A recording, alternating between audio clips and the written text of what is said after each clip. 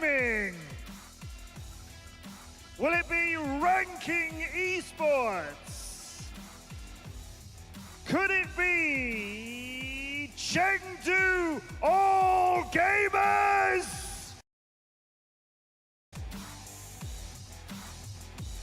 Or the reigning champions, BlasterX Gaming? 哇，我相信大家的呼声，各位选手们都已经听到了。那么究竟谁能够进入到最终的决赛？答案今天即将揭晓。那么在今天的比赛开始之前，我们要感谢主办方 SoundCard Entertainment 士曼卡娱乐以及旗下的合作游戏《穿越火线》，还有我们的合作伙伴 VSPO 英雄体育。同时还要感谢我们的赞助商 Alienware 外星人和 Morphling 变体精灵对本次比赛的大力支持。Yes, before the games start, we must thank our hosts Margate Entertainment and Crossfire, along with our partner VSPO, supported by Alienware and Morphling. And now, we are ready to find out who will be competing in the final. Let's begin the battles. The CFS 2023 semi-finals begin now, and the teams will compete to conquer.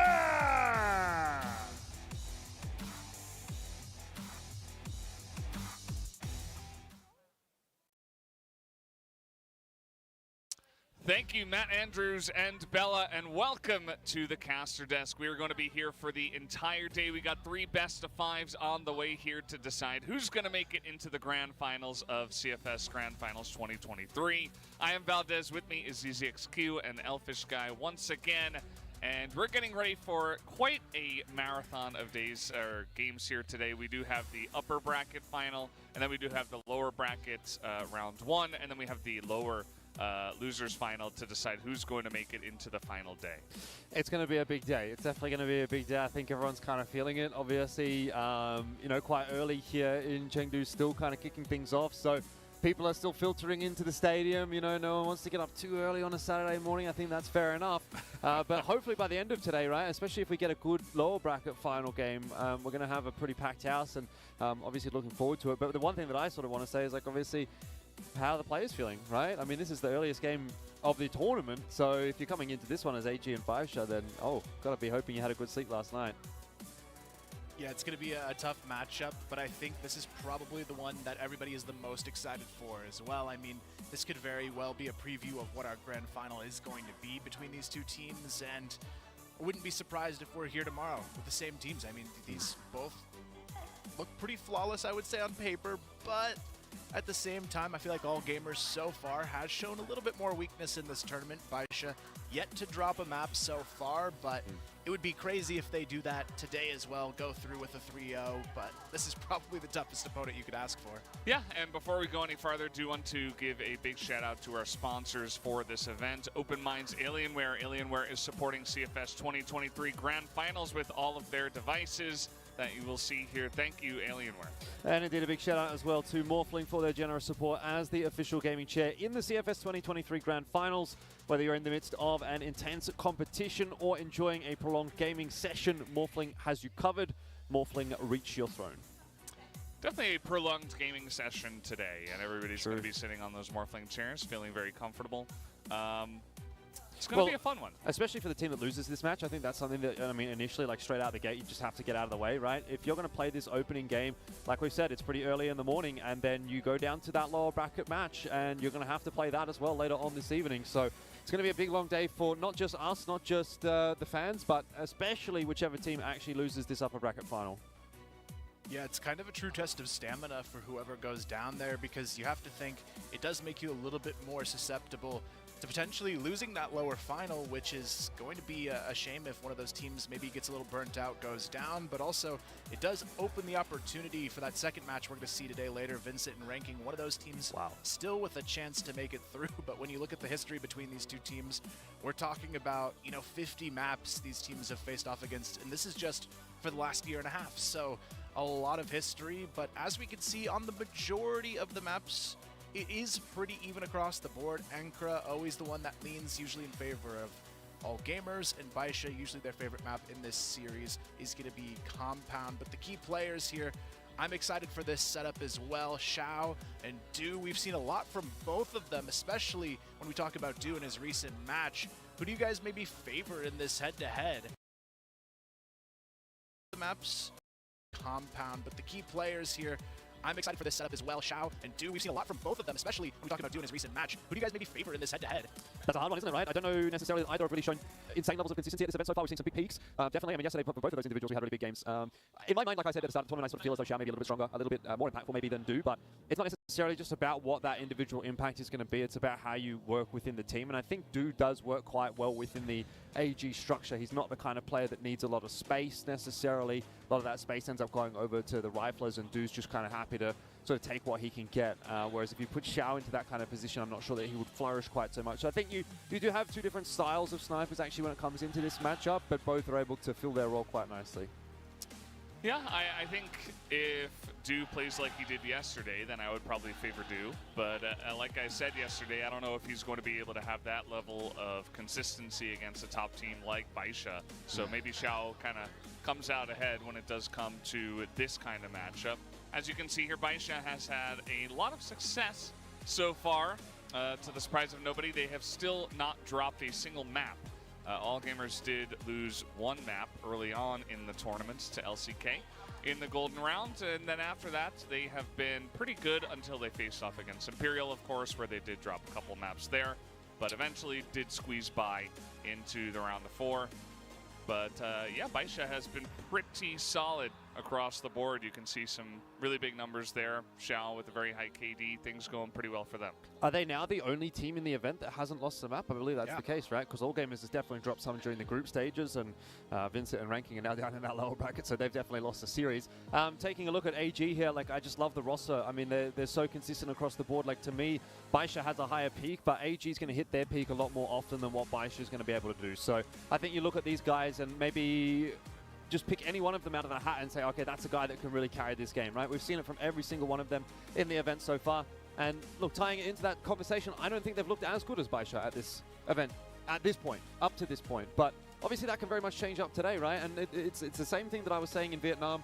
I was keen to see Baisha pick up that initial upper bracket final. They lost at 0-3 to All Gamers, and that's when the conversation sort of changed, although I remember you, Carl, were kind of on the All Gamers bandwagon to begin with, so you did get that one right. But I was sort of feeling like Baisha looked like the better team there, and then they ended up actually getting absolutely dumpstered, and I could really see that being a possibility today. Like, I 100% believe, after having watched these games, Baisha right now looks like the better team going into this matchup.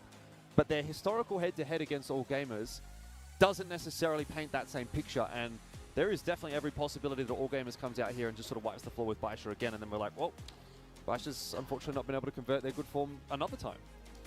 Yeah, I feel like for All Gamers, the thing that they have that's a huge advantage is they've got the best team play, I think, out of every single team in this tournament, but Baisha has the firepower difference when they're on their A game, and I think Baisha today is going to step up to that level. I think the thing that impressed me this game was just seeing how they were able to perform without Nine actually having a great day. Everybody else really stepped up, but you can kind of see here, this is probably one of the most split predictions we've had as well, but all three of us going for Baisha.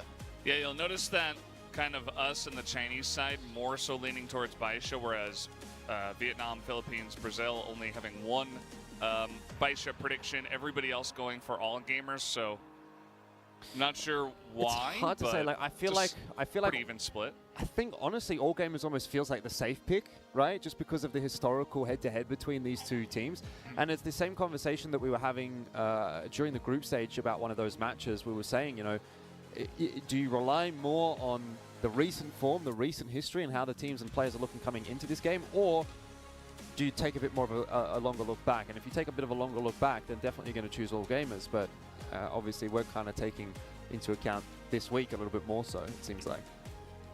Yeah, I feel like All Gamers as well, they haven't had quite the same challenges in some of their matchups, and they still looked a little bit shakier. Outside of Imperial, I'd say that's probably the hardest match they've had so far, but that was also probably a good wake-up call for them as well, to where things could potentially go wrong, which I think ultimately prepares them a little bit better for this series. Baisha, though, I feel like, at least in the playoffs so far, has had the harder opponent. They looked like they had to work a little bit harder to get across the line yesterday, even though both teams come in with a 3-0. Baisha, I feel like the advantage they have here is just they've become more well-rounded than I expected, and that's why I ultimately went with them, because I feel like CZY for me has been one of the most impressive new additions to a team, because he's not a world champion yet with this roster, but he definitely has shown he's got that capability. Yeah, I don't think it's too surprising. You know, I was saying at the beginning of the event, when the first time we saw this guy, it's like, well, if he's going to be added to a roster that's already this strong, he's got to already be pretty good, right? But as you were mentioning, the way he's kind of just slipped right in, very, you know, comfortable fit for the team and all looking very good. Obviously, he's individually extremely strong as well. So, yeah, it's definitely a good look, I would say, to add somebody like that to your roster. But all gamers as well, it does feel like they do have 5 guys that can step up at any point and really just carry the game. And I think that especially because what we saw to do yesterday was really strong, I think they're definitely going to put up a strong fight. So for me, it was a difficult prediction.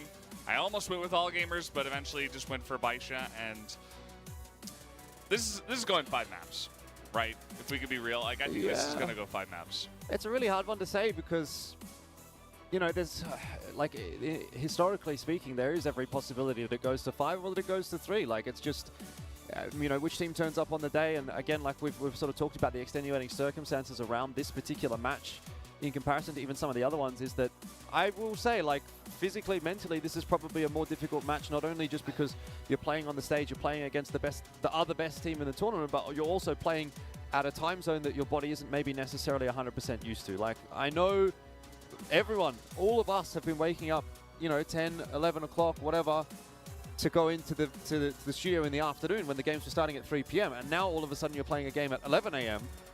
I mean, if you're not, you know, someone that was already going to bed early, like, that's going to be a bit of a shock to the system. And you know, for players, like, these little 1%ers, they don't sound like they make a big difference. Really, you think about it, you look at it, you're like, oh, you know, he's just talking, you know, rubbish, really. Like, is it really that big of a deal? You well, would never, no, but, like, I mean, the thing is, when you're the 1% of the 1%, like, even that tiny little bit of a difference, you're feeling a little bit sleepy, your reaction time's like half a second slower, or, you know, whatever it may be, that actually could potentially win or lose you a round, which could then potentially, you know, be a big swing round, or, you know, whatever it may be, win or lose you a map, and all of a sudden that has a bigger implication than what you would think it does. So, tough ask for these players, obviously, down there on the stage, I think, to be kicking off this first game, but hopefully they're ready to go. Yeah, absolutely. It is going to be a big ask coming into this best of 5 for both teams. Let's see how it does go. Let's hop over to the stage and introduce the teams.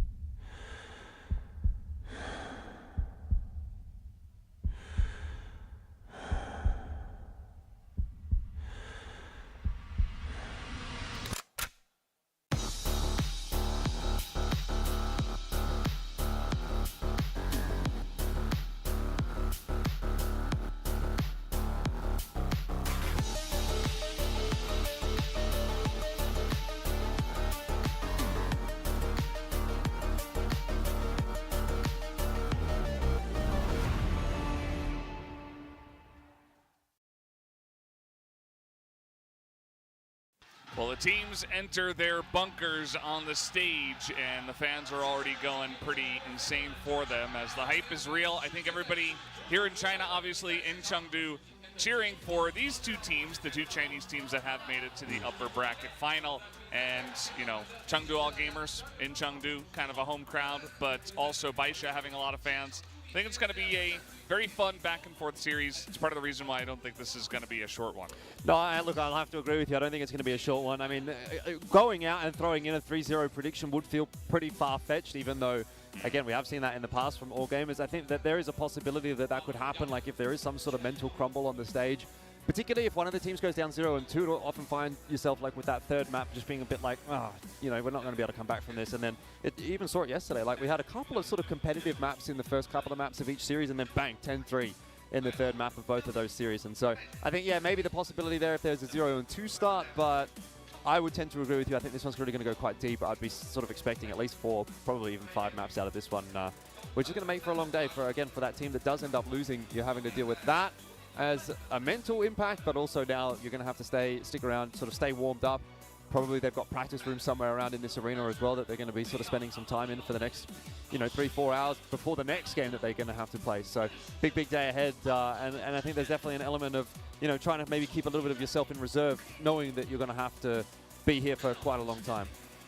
Yeah, I feel like also, though, this matchup might be a much different version of these two teams meeting. I think Seven made a good point yesterday, saying they might play a little bit aggressive, knowing they don't want to completely show their hand before that finals matchup, knowing they'll probably meet each other again. So I actually think a 3-0 is more likely today than in the grand final, and historically that tends to be the case with these two teams as well, because if you give everything away here, you're just going to get counter-stratted in that finals matchup. So I actually feel like this one's going to be a little bit more scrappy and more based on the aim game, which is why I leaned towards Baisha, because if we're just talking about raw firepower, I feel like they have a big advantage here. But if AG's actually playing those team strategies to win and showing a little bit more of their hand, they could take it pretty handedly. It does kind of feel like that raw firepower has been showing up as well for Baisha in this event, right? We've talked countless times about 9. Yesterday evening we saw Xiao doing pretty well for himself, and then the other two to sort of touch on would be Baby and CZY. I feel like they've really also had a pretty solid time of it. So you kind of just need a combination of maybe a couple of those members to step up and have a big game here, and then they're really going to be able to take that challenge to all gamers. And it's not to say that all gamers don't have individuals that can reach those same sort of levels, but again, I just feel like there's that little bit extra, maybe that extra 10% for Baisha when it comes to the individual firepower. And if that's going to be the case, Kyle, right, the way that game plays out, a little bit more defaulty, a little bit more puggy, right, then yeah, I think you could be right. And I think that potentially does give us a tick in the book of Baisha. Yeah, I think there's definitely going to be a pretty big element of that, although it still does feel good to come in and, there's a lot of mental stuff going on here. You don't want to show strats, but also you don't want to fall too easily to your opponents, because you kind of, throw in a bunch of random stuff and then you kind of get dominated and then it just feels bad. And also you got to play a second time today, so you're already tired, and then you got to face someone else, and eventually you're going to have to go up against this team again you expect, even as an AG or a Baisha. So it's like, maybe just playing it pretty well and like getting through the first match, and then just kind of having a nice little day to relax and kind of prepare for tomorrow without having to think of anything else. That could also be pretty nice. So, also it's the first time in the stadium where we've got like a big amount of fans as well. Like we had some yesterday, but it was a Friday and it was in the middle of the day, so people are working and stuff. So now it's like more people are coming in, more people are cheering for you to play. You're like, I really want to win this one. It's kind of that extra added effort and thing behind you to push you across the line. But we will have the map ban pick here in just a moment to see which maps are going to be coming through. Might just expect standard bans here as well, regardless of the situation or the timing of this best of 5. Yeah, I'm almost kind of hoping that we don't see the standards, knowing they have the flex of this being potentially their first meetup of 2 to play with. But if they're just going to go for the aim duels, maybe going standard here is the play, but it is going to be a change of pace potentially here. It is an Eagle Eye ban coming out from Baisha. Considering their history, I would have anticipated Ankara being the go-to ban, but AG will go with kind of their standard one here and take Compound off the table. But I actually like this move from Baisha, maybe leaving Ankara in the mix to see if they're the better team on it now. It's less risk to pull it out now than in a grand final, so I think this is a good test run for them. Fair call. Fair call. Not a timeout yet. No, thank God for that. Sub-base first choice from Baisha. Not really a big surprise. Has historically been a map that they've done quite well against all gamers on. Так, ну, пикибаны, в принципе, предсказуемые. Минус Eagle Eye или Мексика от Байша. Мы выбрали Eagle Eye. И минус Compound от АГМ. Фулл турнира не банили Compound. Сейвили его. Думаю, на финал сейвит. Байша выбрали Сабейс, они, в принципе, на Сабейс побеждали часто АГМ. И у АГ в этом групповой стадии проиграли тоже свой Сабейс. АГ пикнули Анкару. Обычный бан для... Ой, пик для АГМ. Всегда они берут Анкару. Там следующий Байши возьмет какой-нибудь Black Widow, как будто бы. So last series that they played against each other at an international event. Порт хотят начать его атаки, интересно.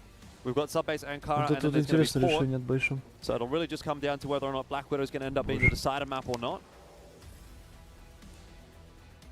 Yeah, I feel like it is more likely we would see AG pick Mexico here in this 4th slot, but they're actually going to go for Black Widow, so a little bit of a change of pace here, and I actually like the picks a little bit more from Baisha, I think, in this circumstance. They're playing a little bit riskier with their map pool, they're trying things out, and I think this is a good way to gauge what they're up against and potentially even get them in a position on the side of all gamers where they're even more uncomfortable going into that grand final, because let's say Baisha does win the Ankara now, you go into that final later on thinking, as all gamers, well, what do we do here for our picks and bans? Yeah. They've just now beat us on what should be our best map, so it's a good way to play that mind game if they do steal away that map in this series. It's all about mind games at this point. This is not the big one. Although it is a pretty big one. Like, you win this, you're basically guaranteeing yourself top 2. Yeah. And making it to a grand final of a Crossfire Stars event is already an achievement in itself. But when you're talking about 2 teams that were already at the grand final last year, one of which obviously won it last year and is wanting to go back to back, then this is, let's be real, not exactly the game that they're putting 110% in, or it shouldn't be, because you do want to have something still in the back pocket going into the grand final tomorrow, assuming you can make it there. I feel like if I were one of these players, I would want to be the other team really badly so that they would feel bad about the next matchup. So or that they would feel bad about themselves. Yeah, and even, well, yes, that as well. That's savage, man. Also about today. You might even want to just put them in such a bad mental state that you give a team a chance to upset them. Well, I mean, there's definitely in the lower finals. Something to be said there as well, that even whether or not you see that upset happen, it's going to mean that they're now going to have to prepare for that next team as opposed to preparing for you in the grand final and spend all that time figuring out, well, first of all, are we going to do the grand final? And then and only then do they get to actually sort of anti-strat and potentially change things up, adapt or whatever, going into tomorrow's match. Now, tomorrow's game, the grand final, will be starting around 4-ish, 4:30, I believe, local time. So you do have most of the morning to sort of figure everything out if necessary, but it's going to be certainly not the same turnaround time as if you would have won this game and had a bit of a relaxing evening on the Saturday night. Yeah, it can definitely be a big advantage for the team that not only makes it through, but now they don't have to play. They can watch the other team, maybe counter-strat if they do have to try harder to get out of that lower final than what they're expecting. And that's where, if I'm all gamers here, I feel like they need to win this one maybe a little bit more. I feel like they're more susceptible to losing in that lower final if they don't come out strong. But it's the Baisha man. It is the Baisha man. The shark. The white shark. I don't know if you guys knew this, but Baisha means white shark. I did know that. Matt Andrews has told me many times. That's what it means. What does all gamers mean? We haven't figured that one out yet, actually. That one's a little bit more tricky. No direct translation for that one. Yeah, love the mascots. The esports mascots are always great. Always a treat for us. And this is just going to be a really fun match in general. You know, for us, we talk about the stakes and what it means for the teams, but it's also going to be really cool because as it stands right now, especially after yesterday, to just prove it even further, these are our 2 best teams by far. So yeah, I think at this point, I just want to see these 2 go head-to-head and do multiple best-of-5s potentially.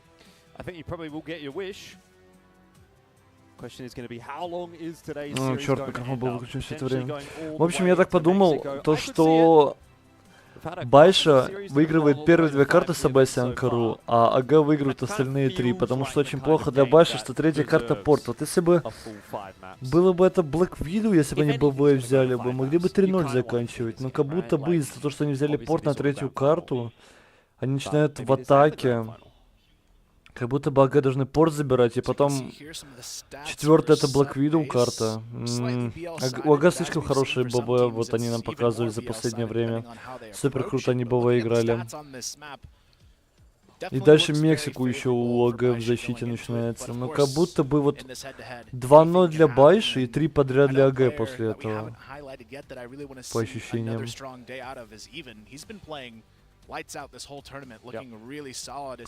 Почему-то я ставлю 2 карты первые на Байшу и потом 3 на АГ. Вот прям вот думаю, что плюс-минус такой, что должно быть. Проблема в том, что сейчас нету смысла на full power играть. Сейчас просто будет сражение на ими, скорее всего. Просто 5 на 5 будут бегать, рубиться. Потому что матч, условно говоря, ничего не решает. Они все равно в финале друг с другом встретятся. Это без разницы. Поэтому есть какой-то смысл подсейвить страты и так далее. На финал оставить что-то.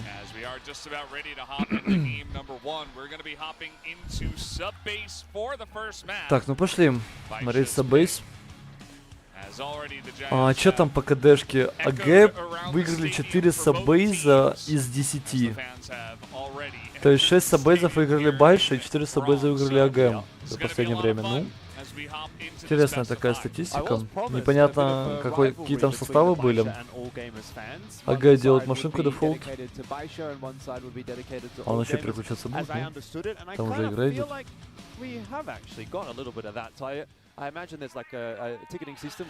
Ивен пошел в 8 агрессивно играть. Вот на самом деле за вот это его наказывать как будто должны. Капец там арена орет. Ду, энтри фраг на Щау. Андио, ты посмотри, тоже с палкой. Менту его, видимо, бустили. Ну попали прошивом Савика.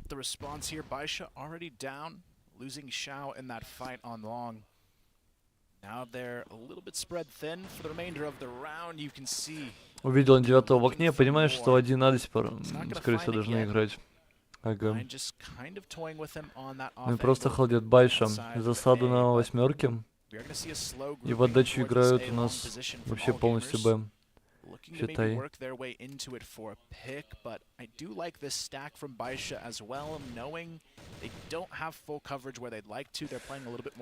А где ждут аркады и хотят дерево занять? Все ждут контроля сам, какого-то агрессии от Байша. Агрессии никакой нету, Байша понимает, что их контролят. Увидели то, что дерево заняли, сразу же А застакали Байша. Он стакнули 8-ку. Хэшка на 3. Выход, ZOWIE первого, второго кладет, просто заходит Солянова и все. Вообще no chance абсолютно. Хорошо АГ начали. Первый взяли. Уверенный, причем такой. ZOWIE лютый перестрел, конечно. The match this early, and it does kind of look like Baisha feeling a little bit sleepy in that first round. They're gonna have to wake up quick. Yeah, relatable for sure. I mean, I don't blame them, but also, you know, we're not playing for $500,000, so I guess it's not as big of a deal for us. Девятый там что-то прям кулил на раунду. Орал прям. Говорил, что нужно сделать в этом, видимо, раунде, за прошлый раунд. За будущие раунды. Нога супер медленно, конечно, на этой карте играют. Супер медленно. Даже вот дерево не пытаются занять ничего. И Байша тоже, смотри, смоки дерево вообще не отдают. То есть, считай, можно по дереву вообще гулять. Against all gamers, they're definitely a lot more reserved than they were against other teams in this tournament. Вот только сейчас увидели, ну, пострелял игрок к атаке, и Байша первый смог дерево отдали. But then once they do go head to head, everything can change. Although all gamers look better than ever. It's only been one round, but just going off of that for now. Так, смог решетки, смог окно от АГ.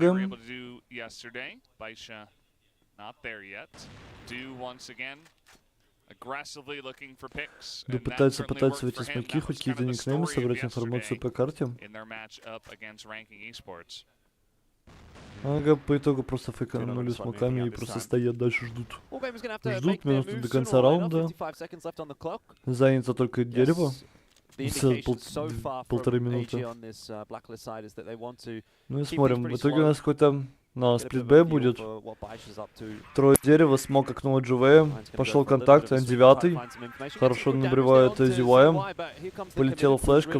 Не могут пройти дерево. Хорошо тут загасились. Есть выход на яму. Падает у нас Бэйби. N9 тут в окне никак не может выйти. Его там MUCAI контролят. Ну и 5 в 0 вообще сайт падает. Только 577 приходит, делает единственный фраг. Ну, жестко ГП пока что перестреливают. Вроде казалось бы, так много времени Байша выиграли на дереве, но Бэйби упал и все. Красиво. Обычный раунд вообще ничем не примечательный, но реализация получилась крутой. And then obviously Ankara coming up next, and we saw what the win-loss ratio between those two maps, between these two teams are concerned on that map. So that could potentially lead you to the 0-2 deficit that I spoke about being potentially an issue.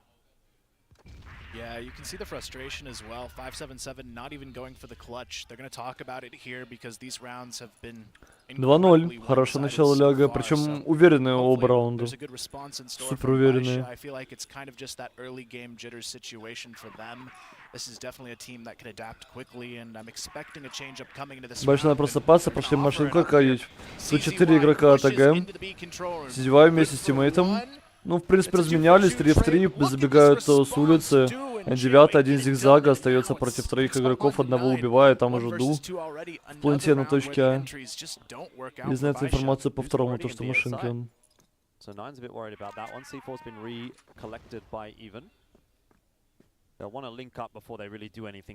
Понял то, что да, никого нету. Ушел в обратку. АГ тем временем стягивается под точку А. For a moment here. We'll have to wait and see what Do can do as he's throwing a smoke behind them as they do push into the A site. And Nine about to get some information about this.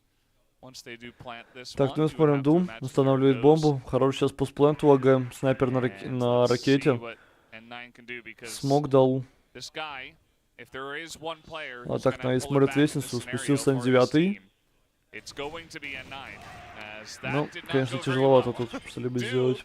Ага, 3-0, хорошо, приняли машинку аркаду. Зиги пытались забегать у нас Байши, но не получилось.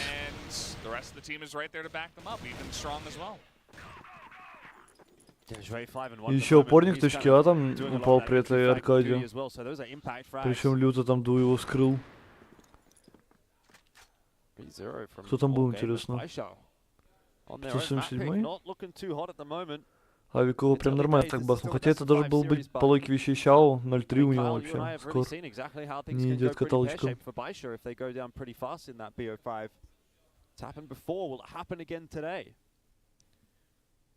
It's not a great start, especially considering I believe going into this map, Baisha's win rate on the GR was around 80%. Как же АГ за эту восьмерку вообще не боятся? Ивен постоянно тут соло бегает.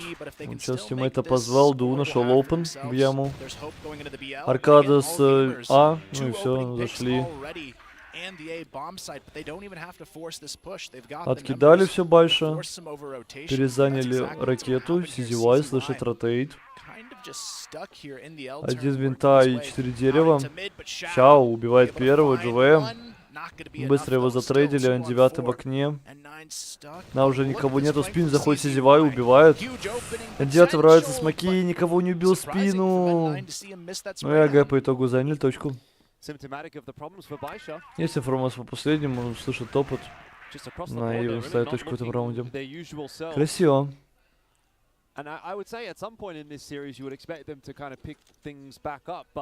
Пока что вообще в ноль каталочка.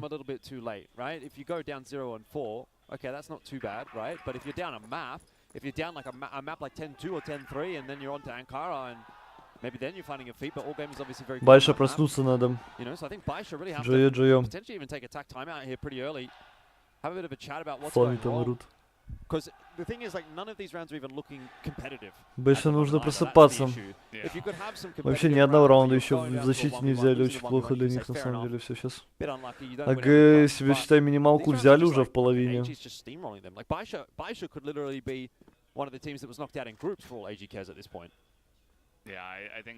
that's very important. Just the way the rounds Ну are пока going. что больше Kinda looks like представлять не может. yesterday for either of these Не teams проснулись, against то есть они their даже файты не opponents могут from выиграть. yesterday. It's just so Вроде что-то вместе one-sided делают, где-то in a lot of выпушивают those и так rounds далее. that Где-то заходы, didn't но really feel опорники like the постоянно second team had a падают, chance. центры на них находят, And all gamers перестрелки here they один в are, один you не know, with the выигрывают. Ну, sub-base pick, they do get to start on вообще the не идет blacklist пока что side, больше. and they're coming out swinging really early, so everything's kind of going in Супер their favor. медленно ага играет, вот только Baisha сейчас is смог going отдали to Байшу have на to try дерево. to stem the tide and then have a really good blacklist side themselves. Still definitely a chance Пошел to do обновлять that, он even начало, though these обновил, rounds have ушел. looked pretty dire. And of course it is Два в окне 4-0. Байши играют. So the scoreline and the start not helping Baisha, but definitely could see some kind of comeback if AG begin to slow down after the half or something. Get the sense AG's going to slow down though? At the Not moment? at the moment. I don't. If But anything, Du's it's- kind of it's picking Знаешь, up на happens. отдачу, It's кстати, happens. решили играть. Почему тогда Б не стакают? Два в окне играют, вот сейчас должен уже Even hasn't even died уходить yet. хотя бы один из игроков. Yeah, they're in a really strong position at this point. Baisha Живой, gotta контролит show they can дерево. hold something. All gamers Смачок в able яму. to go wherever they want. Нормальная такая хаешечка прилетела. Strey here looking really good on Пошел the заход entries через again. дерево, флешечку в яму, тут двое в окне, девятый почти падает, у него мало хп остается, Бэйби убивают, есть информация по N9, падает он тоже, 577 врывается в окно, нет. CZOWIE остается один, занимает окно, понимая, что ZQ где-то здесь, мог, ZQ еще и убил с 20 хп, как он перестрелял? There's a lot of issues happening right now for А, Байши сейчас вдвоем в окне стояли, а толку никакого. Типа, АГ просто взяли и прорвали их. Probably stronger than anybody else in the world, and I think that's a perfect example of it. Great spacing, great trading from all gamers, and what they've also been reaping huge benefits from. Ну-ка, интересно, что такое за раунд был? Сколько там было дерева? Два дерева, три дерева, один винта полз, да? И 1-8 выходил дуо, что потряс ротейт, по итогу он убил, в принципе, Щало. А он квадрат убил, да? Интересно. Ну, такое обычное занятие окна, и потом принимали бы решение, куда они пойдут, на А либо на Б. Но там настолько лютые размены были, что, в принципе, даже заходить на точку не надо. Всех игроков защиты все равно убили. Sort of late lurking with THORN, you can't rotate off of your site in an unsafe manner because he's been able to get himself a pick 2 or 3 times now, which is obviously extrapolating the issues for Baisha. Yeah, it's what he did yesterday as well at a ranking. This was the third map that they did play, and this is where Do really shined and really popped off. And Так, заняли АГ восьмерку, дали себе смог. Of yesterday. It's just exactly Ой-ой, в Щал попал просто в смог, как так-то. Нормально он ему 20 снял. Так, по итогу заняли 8, вдвоем остались. Байша смоки обновили на арку. Gearing up for a B push at this point in time with the C4 over here heading towards lockers with 4 guys looking to push this direction. Полетела флешка квадрат. Флешка 9, 2D от Байши. Ну, кажется, Живой задоджил. Ну что это, CZOWIE? Ну, no chance на Б-точке. CZOWIE врывается, троих убивает зигзага. Помог ультимейтам, которые отвлекали внимание, и убил он их в спину. Пауза Байша. 6-0. Вообще шансов нету, что-то. I mean, they may as well not have because they haven't got anything done. Ну-ка. It's going to be 6-0. Что там было? Would be the same if they would have stayed in bed. Вот флешка еще одна в квадрат. То есть сколько тут? Халдили. Флешка от квадрата. Флешка 9, еще одна флешка от квадрата. Вот тут Живой, кажется, люто задолжил. Ай, CZOWIE. CZOWIE убил девятку, убил квадрат, убил яму. Жестко. Байша тактическая.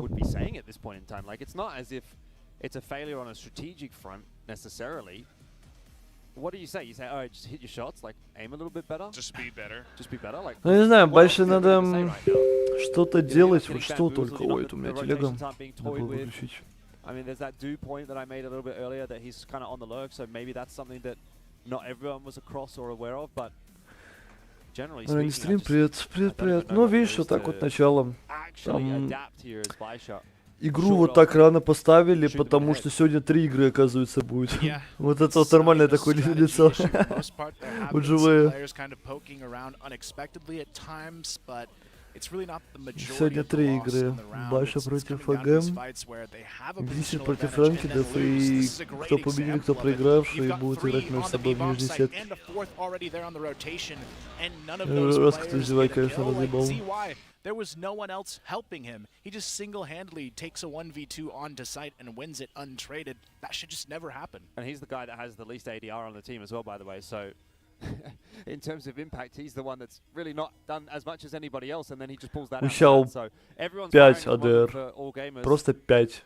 Это он в каком-то раунде в кого-то там попал и все, в принципе. Over the course of this tournament, AG has looked slowly better, and I said yesterday that maybe those extra games against Imperial will actually help them because you get a lot of practice on stage in a high-pressure situation. You're playing. Заезжаем, ага, занял машинку. Running the show a couple of maps. Ну, вот что, по сути, Байшу надо делать? Не знаю, более агрессивную карту контролить. Если видишь, что АГ что-то занимает, можно пойти попробовать попиздиться, я думаю. Ну, вот так вот пока что АГ вообще в 0 выносит Байшу. Бразильцы, да, еще остались в гейминг. Couple of days in a row, even solid as always. It's a bit of a slow start for all gamers this time. Not quite going for any control, but you can see the setup here slowly working their way towards this B split up into lobby. Заняли дерево АГ. 2D, кстати, от Байши на 8-ке. Не хотят, чтобы у них просто так 8 занимали. Финишном. По итогу АГ заняли деревом, пойдут занимать 8. Минута 20 до конца раунда.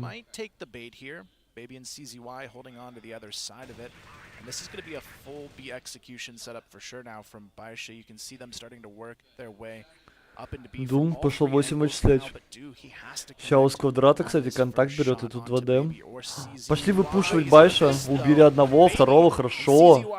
2 энтри нашли, сразу же АГ понимают, надо разворачиваться, идти на 577 один на приемке. Хотя бы одного-то убьет. Видит заход, ему прилетел флешка, ZOWIE прошел ракету, живет. Каждый не попадает ни в кого. 570... Ой, вообще никого не убил по итогу. Хорошие хаешки, очень мало хп у АГ, но тут N9 просто... Никто его не ждал. Все перестреливали с окном. Байша первый.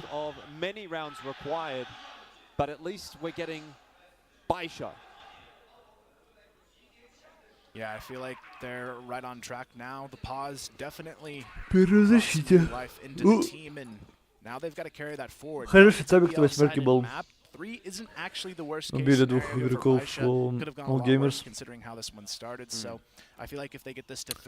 Как мне надоело этот дефолт уже от АГ видеть. Просто ничего на карте не делают. Абсолютно ничего.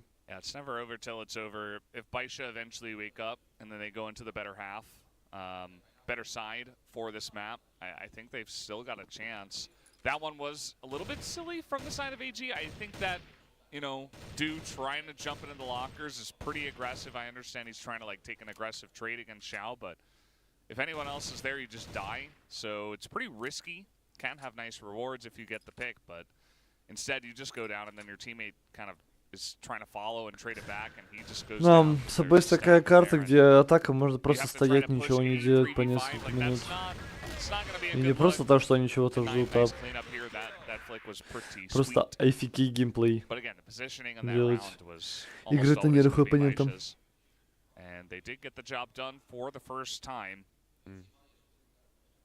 Yeah, all gamers gone back to a little bit more of a default setup here rather than just trying to push a couple players into the locker room. They did have success with sort of miscellaneous pushes earlier on in the half, but eventually you're going to start to get brought undone. Оп, опять выпушивают 8 Байш у нас в середине раунда. Нашли энтри уже 2-й раз. Ивен распикивает 5-ку, никого не видит. Заход будет у нас у Чао на ракете. Попадет, не попадет, как будто бы не должен убивать. А, еще флеш какая-то пролетела. Ай-яй-яй, хотя бы фраг он дал, разменяли. ZOWIE люрчит, нашли его. Ну и Байша 4-2.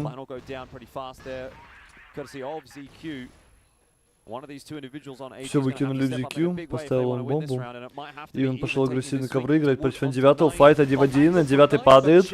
Хорошо, 2 в 3, понимаю то, что все остальные с окна. ZQ, надо фраг дать. Иван врывается, убивает одного. Хорошо, 1 в 1, ZQ. Ай-яй, NT. Как же Иван там врывался люто. А что за флешка такая прилетела?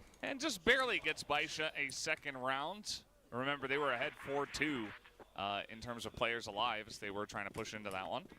Rounds around, doesn't matter how you get it. Весело. Ага, флешку кинули просто. За карту она флешила снайпера. Он даже не видел ее. Yeah, for Baisha, this would be a huge momentum boost. 3 in a row to close out the half going into the BL. Even, I feel like, gives them the slight. Посмотри, ага, как быстро начали играть. Побежали дерево, уже вышли в яму. Бэйби тут вне позиции, как будто был бы, но его, в принципе, убили. Размены хорошие для Байши. Иван выходит в 8, убивает. Издевай, отрезать. 1 в 1, Иван.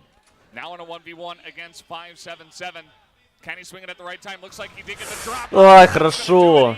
Какой тайминг. 7-2. Ну, хорошая половина ТГ. Байша, в принципе, попытались зацепиться после паузы. Ага, могли и прошлый раунд брать, на самом деле, 2 в 4. Там близко было клатч 1 в 1 по итогу. Джайо.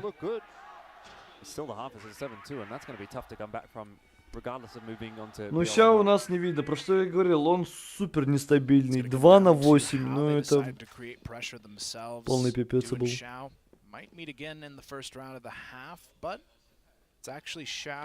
Ну не знаю, только китайцы против китайцев так играть могут. То есть у тебя не получится, если ты из другого региона так играть. Вот они сейчас просто побежали быстро. Начало раунда дерева и все. Весь раунд. Ну типа они просто знают друг друга хорошо. Ой-ой-ой, как же там сцена орёт. За кого только они топят, вот в чем интерес. У меня имеется. Байша пошли выходить 8.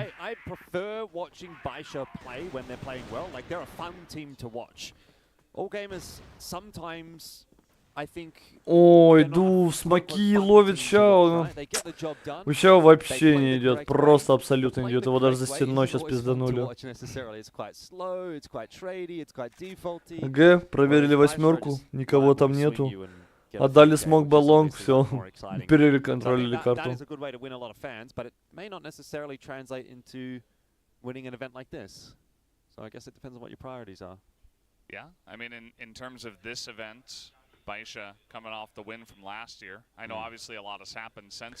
Байша чили ждут, когда смог на 8-ке закончится. Будут, видимо, что-то бэк будто бы делать.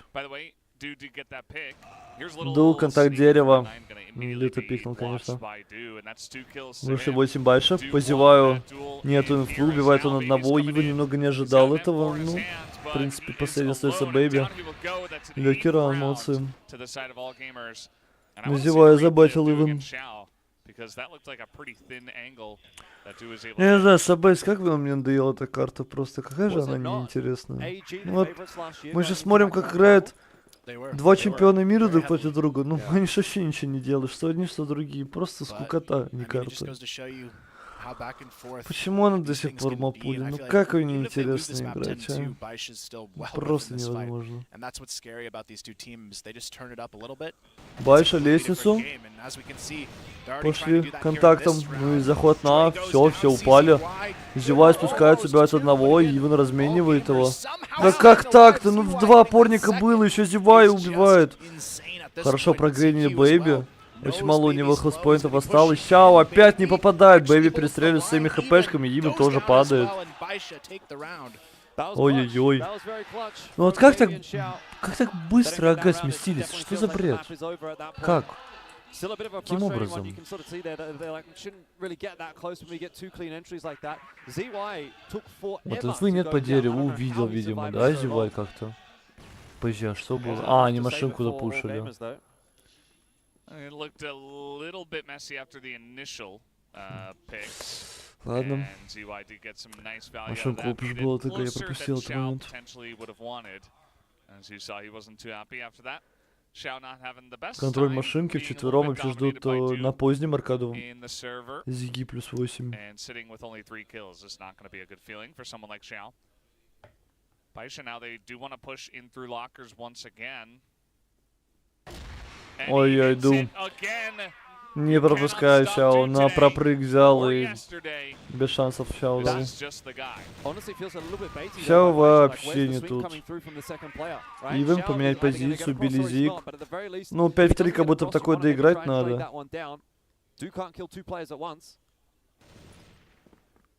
Ой-ой, Ивену смоки нашли.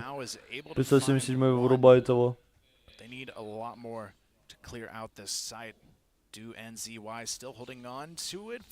Контакт 577 убивает квадрат. ZOWIE сейчас, ну, размансили его, конечно, 2 игрока. Ну и 2 в 2 по итогу. Проигрываю ситуацию у нас АГ3 в 5. Как будто бы.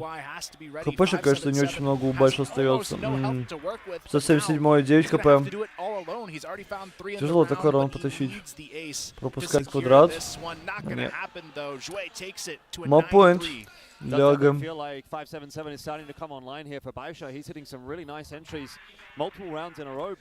в 3 чуть ли не залили Ивен, конечно. Пошел супер агрессивно играть. Блин, нравится мне стиль АГ, конечно, в последнее время. Все время где-то выпушивают, как-то пытаются информацию собрать. Играют агрессивно после того, как у них зону отжимают. Прикольно, прикольно, на самом деле, нравится. Классный такой стиль. Интересный. And Baisha are looking better, definitely. If the scoreline was a bit closer, you might still make an argument they could win the map. But right now, it seems a far-fetched idea. Счел 3 на 10. 26 АДР.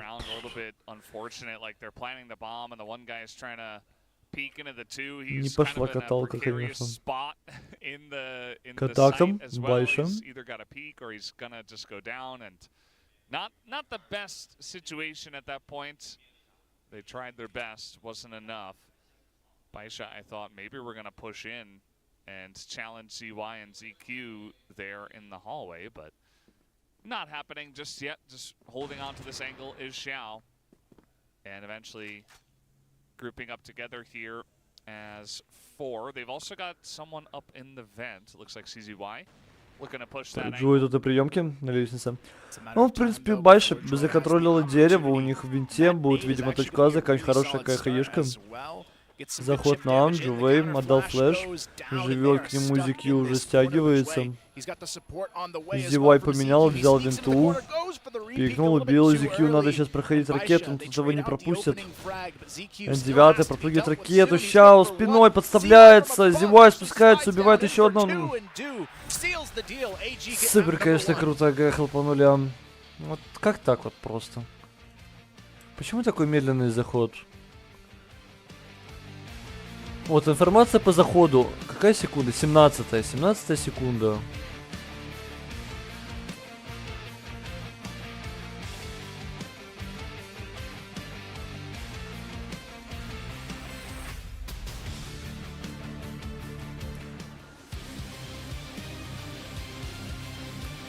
IQ спускается, в итоге вместе с тиммейтом убили.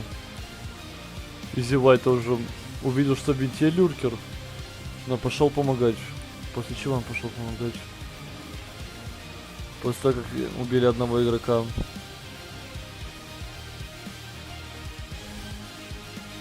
Скажи, там Дулу долго воевал против ZOWIE. Вообще не отдавал его. И Ивен машинку запушил. Ивен уже с 9 успел на спину на 8 прийти, пока Байша опушили. Супер долгий заход был. Прям супер долгий заход. Ну, пик Байши отлетает. Прям вообще, можно сказать, в ноль. Супер легкая игра для АГ. Ну, все, на самом деле, после этого я говорил, если Байша выиграют CBS и Анкару, то все у них супер круто будет. Но они уже проиграли одну из этих карт, поэтому... Не знаю, Байша уже не сможет, наверное, выиграть это было 5. Из-за того, что они CBS проиграли.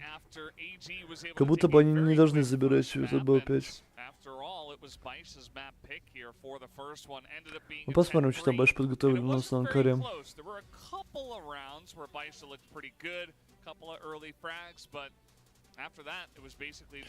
Ну да, на самом деле супер неинтересная игра была. ПГ просто перестреливали их. Ну и все.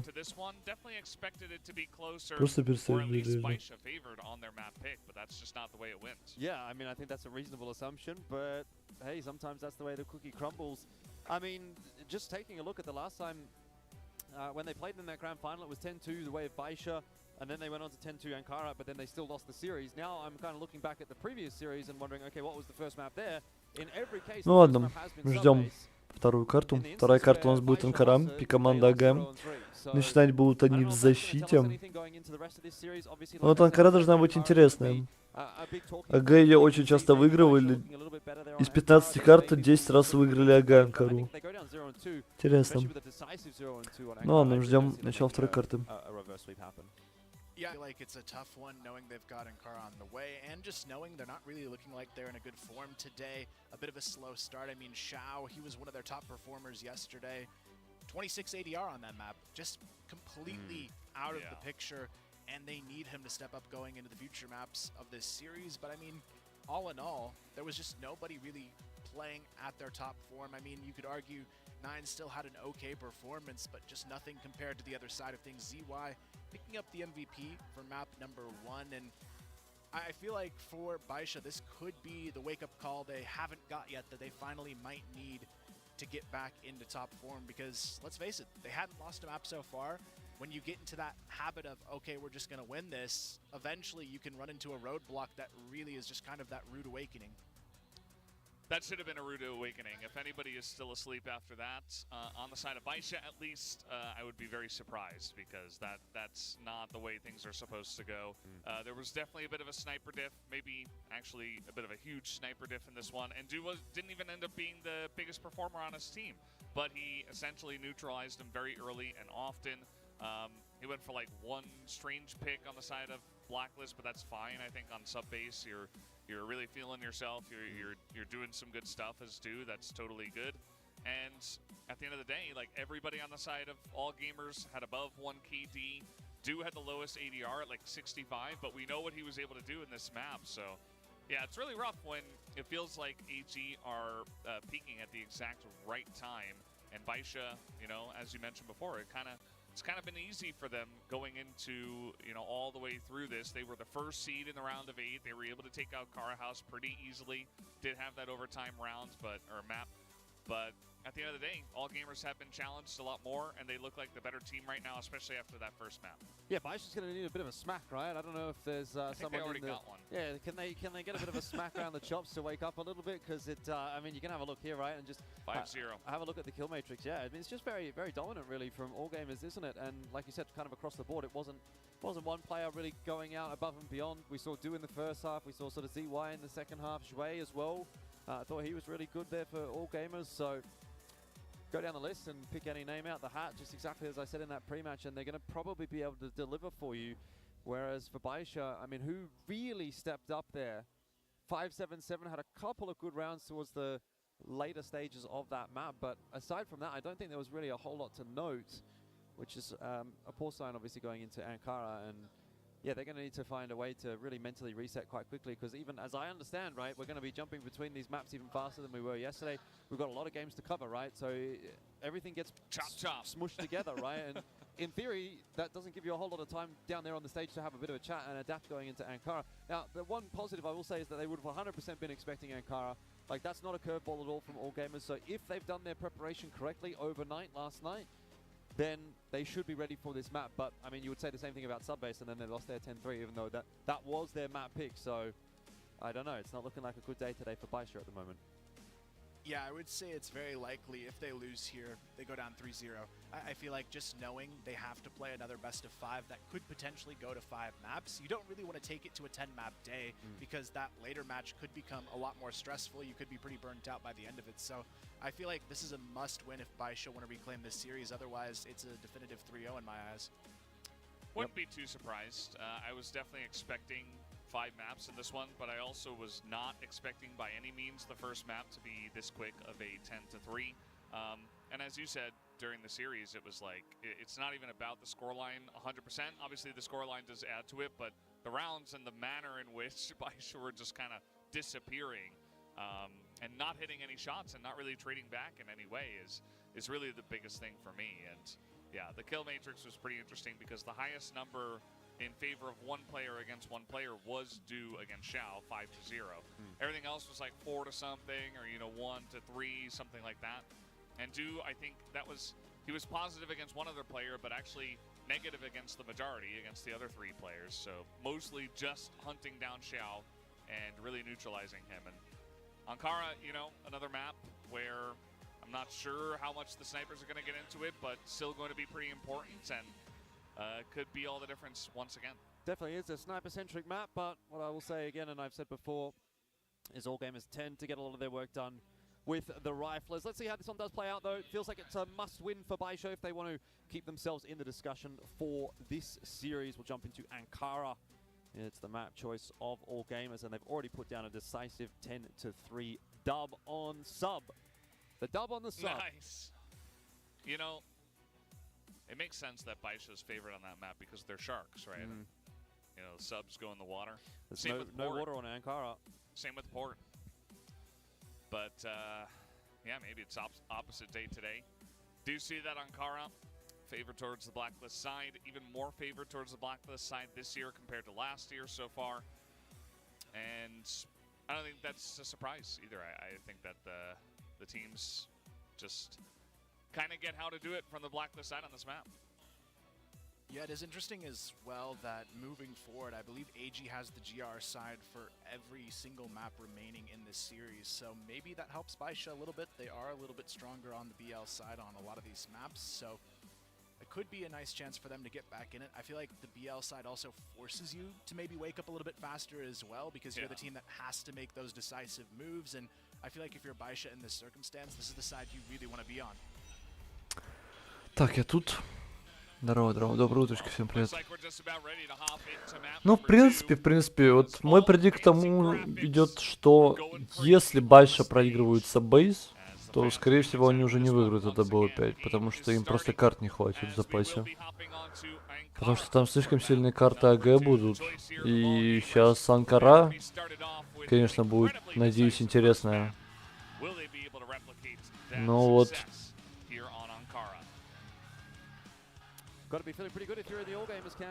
Анкара, конечно, вот как я говорил, 15 карт у нас было сыграно. 15 раз у нас было сыграно эта карта, точнее, все, у меня уже путается.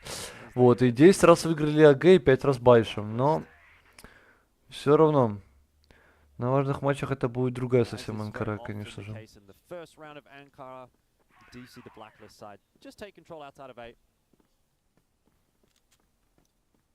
Nothing too aggressive from BaYSHA so far. Kind of taking a note from what all gamers has done so far in this matchup as well. Как громко там BaYSHA, конечно, разговаривает. Playing for that information, but you can see them now working into that vent control. ZOWIE on the other side. Заход тонкий против ZOWIE. Есть рейд.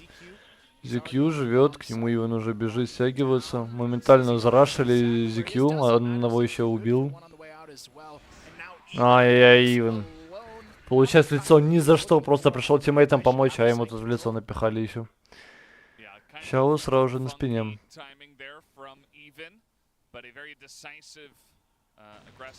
Увидел ZOWIE. И тут Ду к нему бежит помогать. Сейчас будет выбивать под подколы. Ждет он тиммейта, но Сарки N9 помогает, убивает.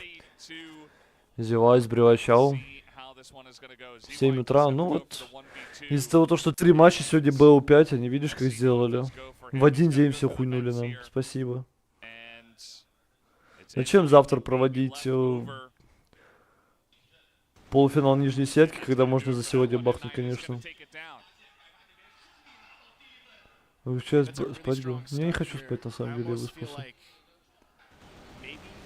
They gave us an underwhelming performance to do something big on this map. Maybe that's the trick they've got up their sleeve, or it just took them a little bit too long to wake up in that first map. But it feels like this one already seems like a much more important map for them in this series. They're playing very, very strong. Так, Байша, дефолт мидам.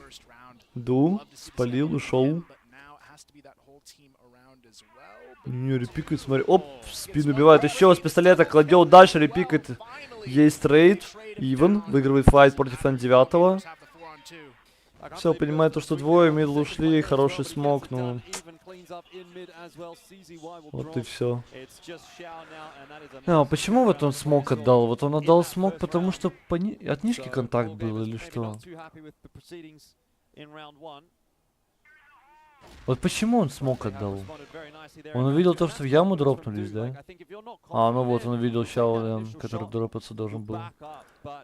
Увидел он снайпер, сразу смог отдал. Как же они утилити пользуются?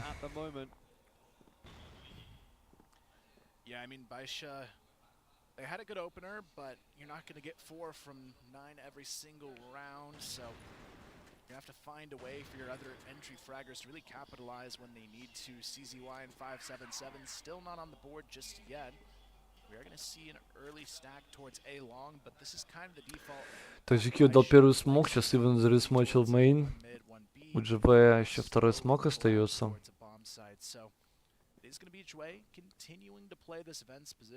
Так, ну Иван как всегда на триа стоит.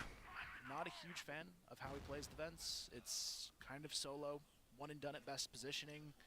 When you've got 2 other players on side as well, it doesn't seem like the smartest move. They can't trade if you go down in that vent as well. So hopefully Ресмок от GV, минута 30. Дальше ушли, пошли, бар занимает. Тут у нас ZOWIE. Вот такая вот хаешечка.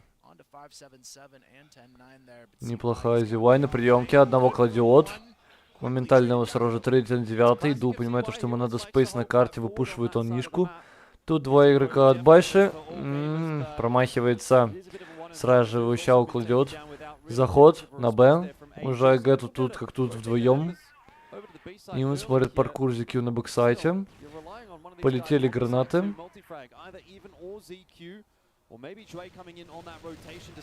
Прошивают Ивана, но и GV остается 1 в 3 за бэксайтом. Нам. Больше хорошо. Хорошее начало для них. Красиво больше сыграли. Знаю то, что дуо будет выпушивать нишку, поэтому вдвоем пошли и приняли по итогу его. Он промахнулся, никого не попал, хотя должен был хотя бы минимум одного убивать, как мне кажется. To get some more power behind these pushes when they do eventually go for them. So now Baisha in the lead here for the first time today. Опять Иван увидел. Вот также смог отдал в мид. Сразу же дуо ротируется.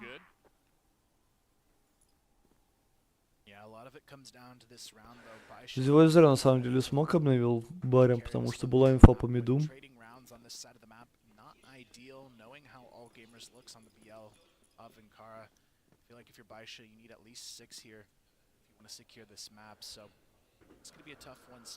Так, по итогу уже АГ точку астакуют, да, и Байш как будто бы надо будет заход делать.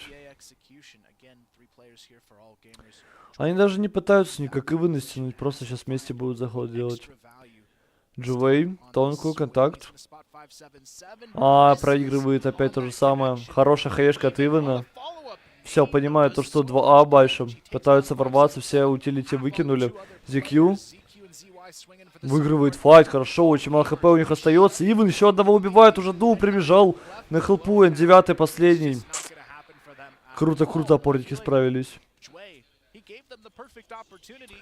Почему такой заход плохой? Че тонкое делало все это время? Вот они умерли. И что стоят? Им флешки еще... флешки пролетели, пиздец. The 2 on the top of the site to feel a little bit more comfortable. Then another follow-up flash as the peak came through. Нам, конечно, нормально тут. По таймингу повезло, ага. I agree with your point about ZOWIE though.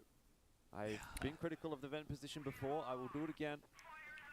BENQ опять чекнул лонкам. Имеется информация, что 2 гранаты отдали на тонкую. Байши моментально развернулись, полили их. На лонгу.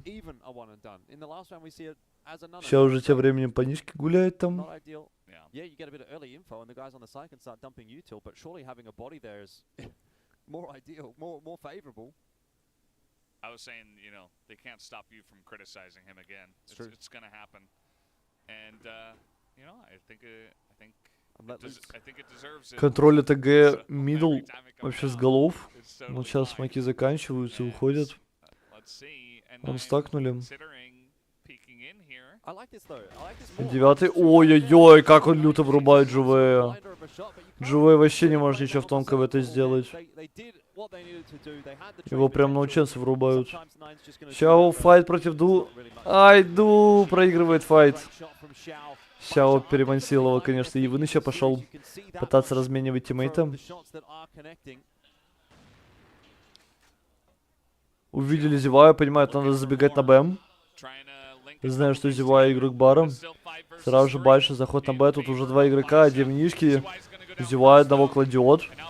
ZQ ему пытается помочь. Ивен еще в нишке. Тут уже все игроки защиты. 3 в 3 ситуация. Ивен убивает спину. Не ожидал, что еще на подъеме один есть. Хорошо, 507-й, второго кладет. Остается ZOWIE 1 в 3. Одного убивает. Боится он за КТ. Все, есть инфа по 2, но... Молодцы, больше. Great rotation there to get into sight. It was a little bit risky with even in that underpass, though. They took just a hair too long to deal with him in that position, almost costing them the round. But they'll take every win they can get here on the Неплохой счет, что для одних, что для других на самом-то деле. Again, it's going to be a default start. Shao, though, has to be careful. Even he's just dancing on the corner of mid and has a free pick over to all gamers. Вот теперь уже не разрешил Ивен так делать, Чао. Взял, просто прыгнул, пикнул нишку. И убились. ZOWIE еще в сарке попытался бить, ZQ его кладет. Ну и втроем больше. Контакт против ZOWIE. ZOWIE уносит свои ноги, прилетает флешка в тонкую. ZQ убивает одного, сам себя офлешил. Ретейка такая через толстую. Понимаю то, что вдвоем тонкую зашли нам. Надо идти через спину. О, как ZOWIE ему просто 2 пулечки. Увидели? Сверху на решетках. N9, 1 в 3. Не. Ду просто. Бешит нормальный дыс. Нормал дыс. 3-3. Так, ну АГ прям минималочку взяли. Хочется, конечно, больше. В защите. ZOWIE, конечно, люто душит в этой тонкой.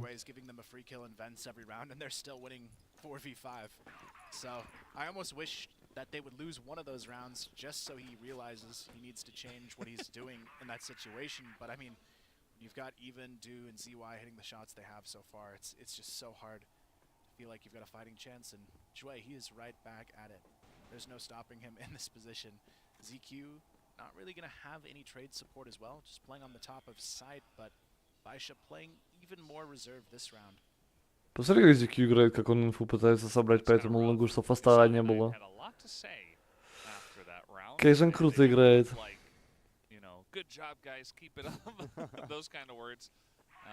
Мне, кстати, то же самое делает. Контролит мидл с баром. Нам на бар не ходили больше, поэтому АГ пытаются как-то стакнуть. Угадать.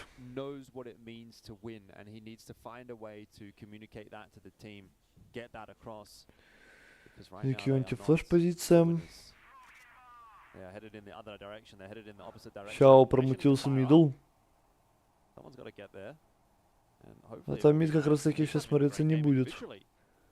Нам АГ не смотрит мидл. Пытается Сяо просто услышать, где Ивен будет играть. Пошел заход на Ам. ZOWIE выживает, ушел на тройку. ZQ одного перестреливает. Ну почему? В КТ уже Сяо Не знаю, пытались просто растянуть, чтобы Щау начал действовать, но да выше. Находит этого Щау бедолагу, который закрылся просто в этом миду.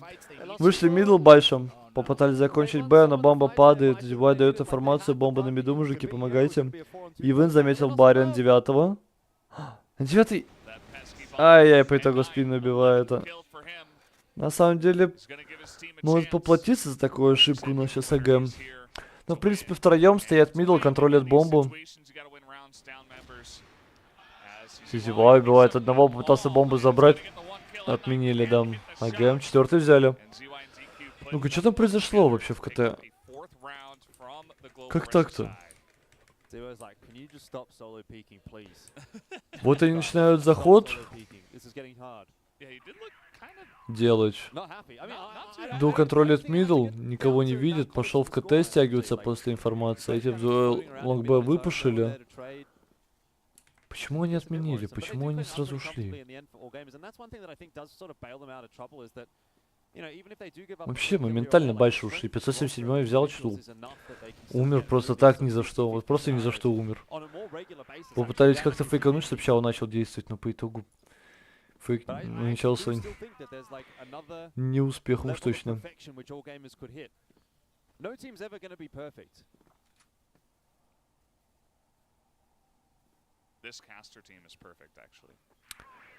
Так, АГ опять втроем стакует там. Not on predictions, but I mean, I'm not feeling perfect, in but other I mean, ways. if you say so. Yeah. Aisha though, they've got an open mid to work with this time around. Could be good opportunity. Так, отдали мид, обновили смог в арку. Больше понимаю, там надо что-то с мидом придумывать. ZOWIE отдал бар, ушел полностью в закрытую играть. АГ просто продолжает очко стакать. Живей, тонкую, выпошел, никого не увидел. Хаешка была... Опа! Заметил 577-го. Все, понял, что его спалили, ушел моментально.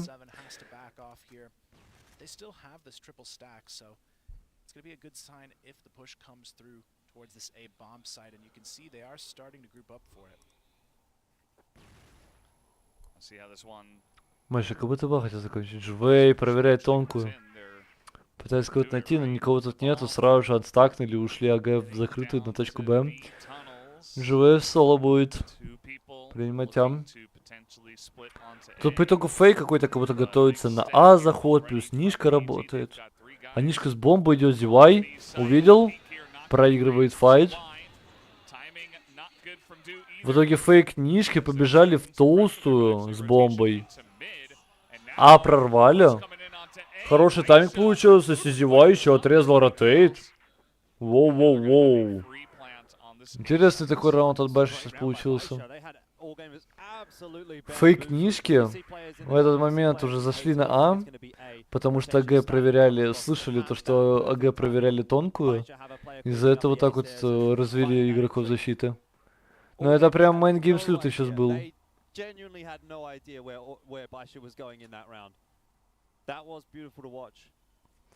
Майнгеймс прям лютый сейчас был. Интересно.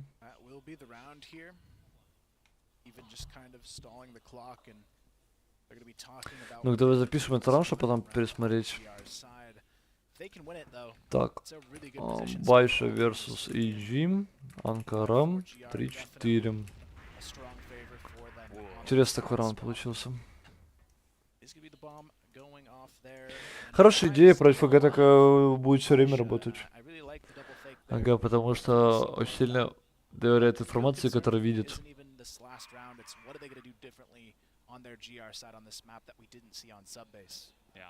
We've seen a lot of maps like this even yesterday where the favored team, they keep it even from the weaker side, and then after the half, it's like 6 rounds in a row. And you say, what? Like, okay, well, this team was just much more favored. And yeah, it can be very telling at times to see the second half compared to the first one. ZQ играет антираж. Полудодж. Иногда проверяет мейн. Обновил смог у Живей.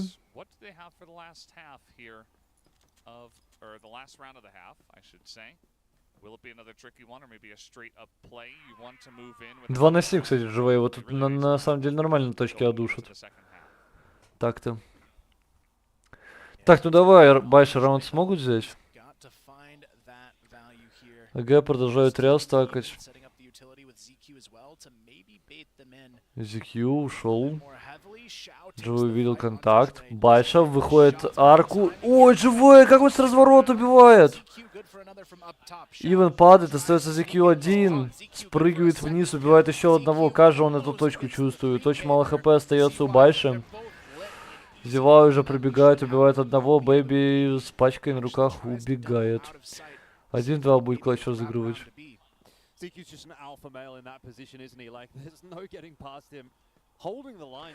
не понимаю, ну почему опять не заходили Байша? Ну что это за заход? Вот они вышли тон арку. Вот что стоят, флешки все прилетели. Флешка крутая, ZQ, конечно, была. Ивен даже никого убить не смог. По итогу 2 игрока от барки, они фулл флешонные были, которые заходили. Интересно. Фулл в опене Бэйби ставит. Ай-яй, тайминг. Смог уйти, 20 хп, но не отпустит его. Он СГ. Половину выиграли. 5 в защите, половину даже смогли выиграть.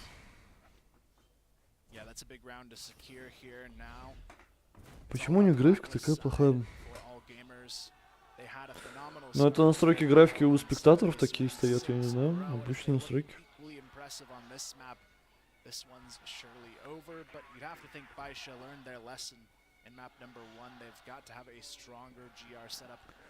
Джая-джаем. Ага, теперь в атаке.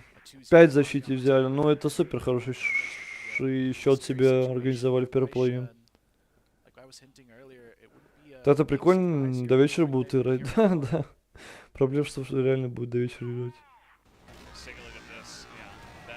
Еще сейчас технику... Ой, не надо, давай без этого. Я надеюсь, сейчас АГ просто 3-0 закроют, и мы дальше пойдем смотреть игры. Что, 10-12 стримчанского? О, no.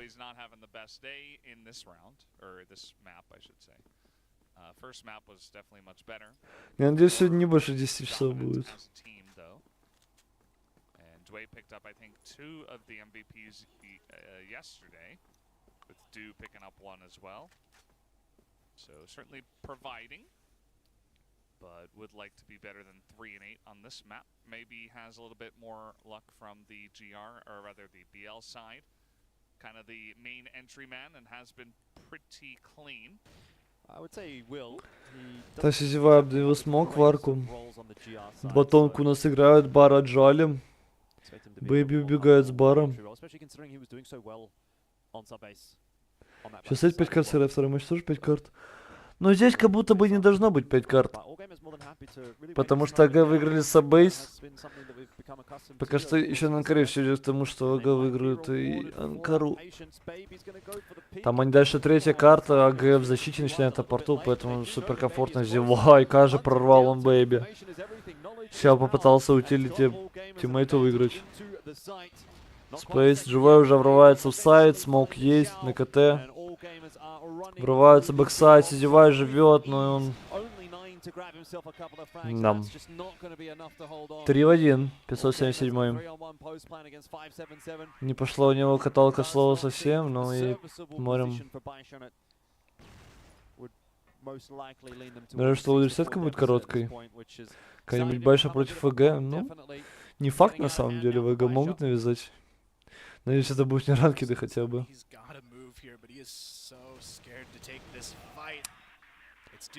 Несколько жестко. Get that first round, but it all starts with Baby getting caught a little bit too far forward, out of position. You've got to be ready to get that trade if you're playing a fall-off angle like that. So I'm hoping they can make the small adjustments on the side of Baisha, but this is kind of the same way they were abused on subbase. You just have 1 or 2 players that get caught out of position, and All Gamers takes these early 5-on-4, 5-on-3 advantages. Yeah, it's been a bit of an issue for Baisha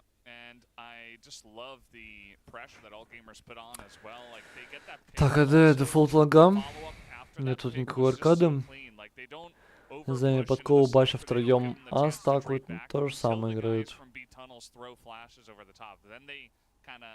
Caterpillar forward, and then they're the ones in the front, and they get some flashes over the top to then go ahead and peek into the next set of guys. There was a decent amount of defense on that site from Baisha, even with Baby going down, but it was just pretty methodical. Ливане дает информацию по грибам собирать. Вычисляет он тут смог под большой лестницей. Вот такая хаешка на минус 30, хорошенькая. Are in control of this map at the moment. I would agree. Feels like they're in control of the series. Ой-ой, смотри, какая тут засада против 577, который должен на танку пойти проверять. У них Ивен контролит с балкона, и двое вот так вот игроков сидят в атаке. Смотри, просто сидят, ждут, когда Байш пойдет по лангу собирать.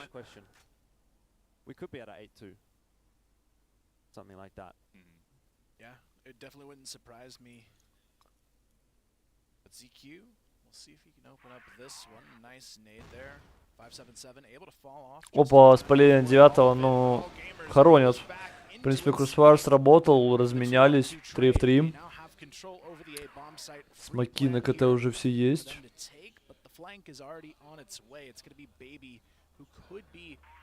Бомба устанавливается. 3 в 3. Пойдут у нас Байши через КТ. Ретейка тут. Все в смоках, нифига ничего не видно. Тем более еще Щао с АВП не мобильный. Ду, чуть не умер. Бэйби его, в принципе, простил. Пойдет с лонга. Есть информация по 2 КТ. ВТГ врываются с Байша. Даже не ждут Бэйби. Бэйби там за километром помочь не может тиммейтам. Видите, то, что КТ выпушивают. ZOWIE одного кладет. Бэйби 1 в 1. ZQ ушел в КТ. Бомба не под него, но даже не успевает бомба диффузить. Бэйби слишком долго он с фланга шел. Слишком долго он не помогал тиммейтам.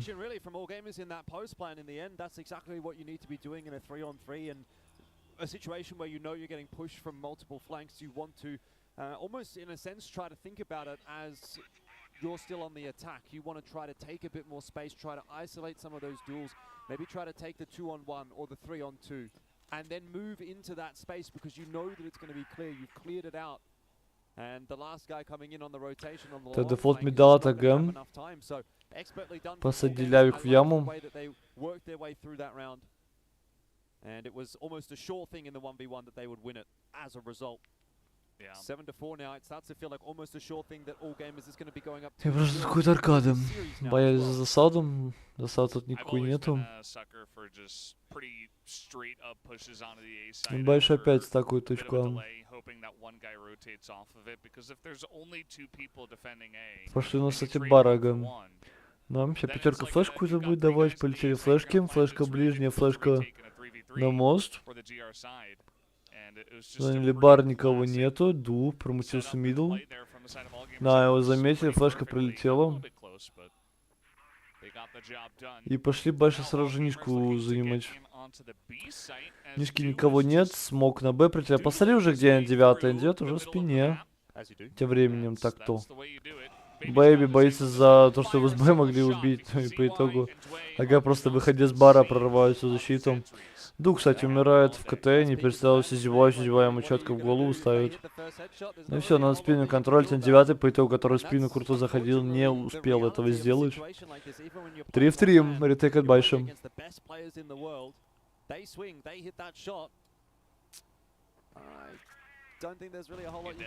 Флешка. Против бара.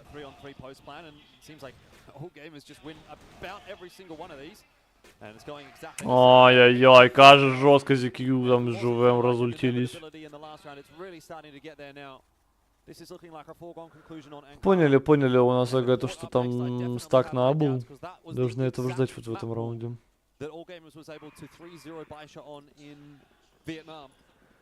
8-4 ага. Ни одного раунда не отдали в атаке пока что.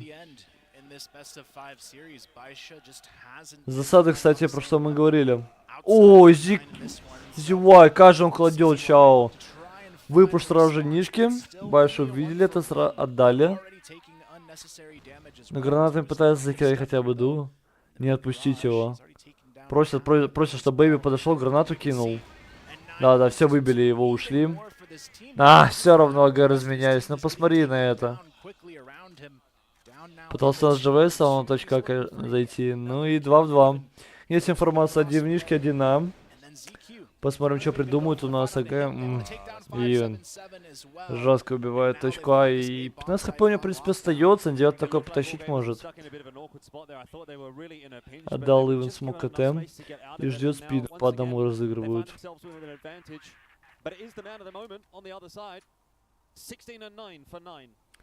9, 1 в 2. Увидел балкон. Убивает Ивен. С 1 хп. Фейк это Найна. Ой, как ему Ивен люто дал. Ой-ой-ой, жестко. Не, ну видно, что команды, конечно, не палят все, что у них имеется, но просто бегают, перестреливаются. Не более на самом-то деле. And he pulls it off against the only player really on the side of Baisha that's having a big day out. I mean, ZOWIE has evened up his KD, but that's about it. Ивен не убивает Шао. Ай-яй, Шао, ну как так-то, Ивен не добил, там лоу хпшный он был. Шао 2 опена и гранаты его взрывают. 9 сейчас мог жизнью рисковать. Ну и ушли, да.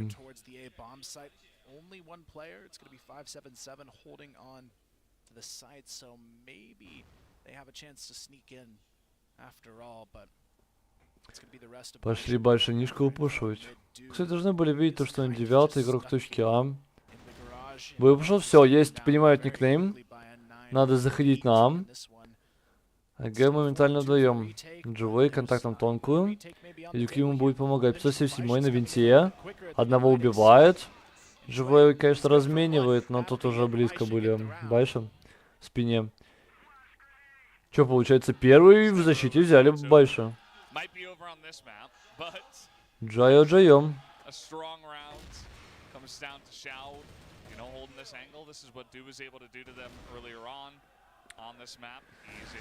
Щал, конечно, разъебал. Нифига его 9 19 на 10, а он проигрывает 5-9. Каким образом вообще? Щал, пикает лонг. Видит? На, сразу его просто сносит. И заканчивают АГ у нас точку А. Полетели все флешки, 577, тут один, ZOWIE живет, ему тут тиммейты помогает, он 9 падает. Убивает двоих. Но его, конечно, разменивает ZQ, 3 в 2. Смог в КТ уже имеется. Врывается. Ой, ZQ как глупо сыграно, конечно, от него вантапчиком его прилетели, как бот просто бежал. Ну и Бэйби, 1 в 2, пойдет через спину. Бомба до сих пор не установлена, понимаю, что 2 игрока будут играть оба в сайте. На лонгу вряд ли кто-то останется. Ну и смотрим, Бэйби берет такое. Ду промахивается 1 в 1 против Ивана.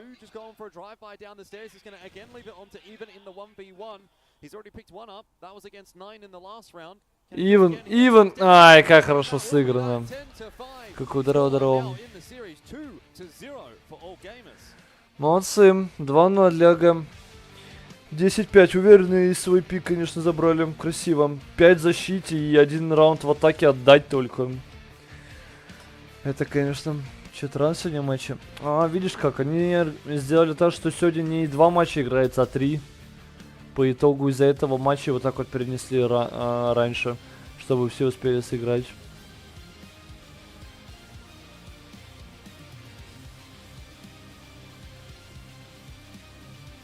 Так, я хотел посмотреть раунд со счетом 3-4. Вот там прям идеальный раунд от Байши был какой-то. Он супер красивый был. Просто супер красивый. Красивейший. Так, 3-4 я сказал, да? Счет был.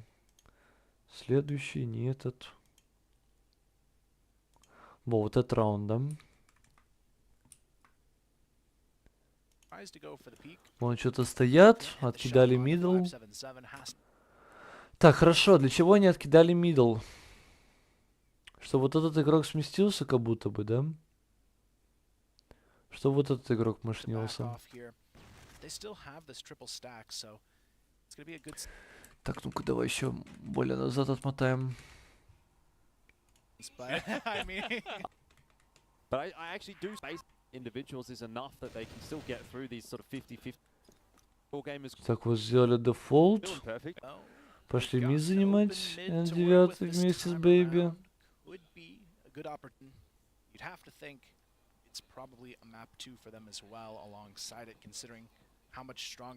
Охренеть, просто если 2 на 7 идет. И уже это тоже. Нету каталки. Так, вот, полетели смоки. 9 кинул. 577 спалил. То, что инфу собрали по лонгу. Так, и что дальше? Стоят, халдят. Опять выпшил. Вот сейчас 577 слышит тонкую. По логике вещей. На по логике вещей тонкую слышит. Ну-ка, как тут произошло? Живой проверил, никого не видит. Ушли АГ.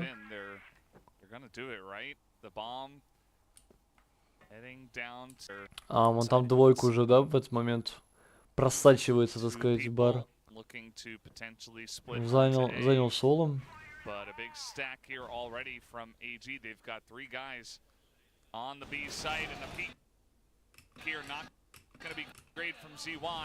ZOWIE. А, смотри, что произошло. Это вообще другая идея была. У них была идея, то, что они А фейкуют, а не Б. Получилось так, что ZOWIE заспотал всех противников, ну и по итогу из-за этого они отменили. Блин, кажется, круто они, кстати, даже отменили. Стоп, а какие никнеймы? N9 Бэйби и ZOWIE, да? Выиграли файт. Сколько секунд до конца раунда? 24 секунды. Смок КТ, флешка тиммейту. Заходит у нас 577, убил точку А, вскрыл. У него тиммейт уже все стягиваются. И как же круто сейчас здесь ZOWIE просто ротейт отрезал. Вот это сейчас супер, конечно, получилось у них. Классный раунд. Круто сыгранный. Круто сыгранный раунд, на самом-то деле. Так, ладно, ребят. Ждем мы следующую карту. У нас будет порт, ага начинают защите. Ну, как будто бы здесь 3-0 по картам должно быть. То, что АГ в защите начинают, это огромный буст им дает. Они 2 карты подряд выиграли. Сейчас еще, причем в защите порт, ну... Супер хорошие пики для АГ остались. Так, ну, ждем. Между карт у нас 5 минут перерывчик.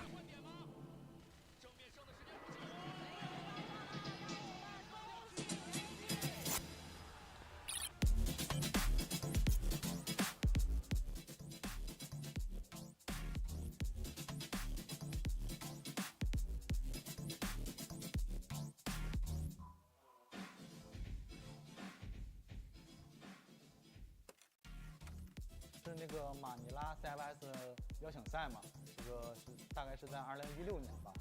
那时候我还是在上小学，我也是刚接触 CF， 也是从来没有想过能跟这么顶尖的选手做队友吧。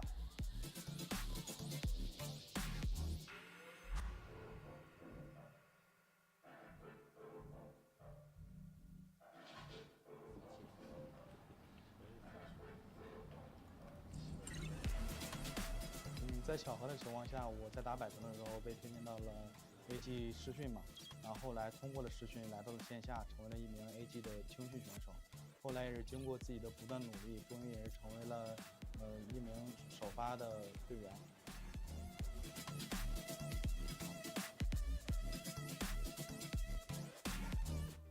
最困难的时候是去年发育不好的时候吧，那时候微博也不敢看，然后直播也不敢开。那时候也一直被骂吧，然后我也比较在乎外界的舆论，然后来也是通过自己慢慢的走了出来，通过大哥们的不断帮助、不断鼓励，让我从这个困难中走了出来。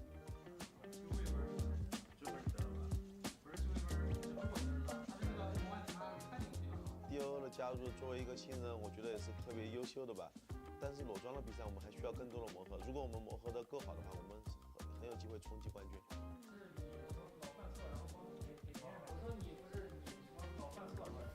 哎，还行是吧？啊。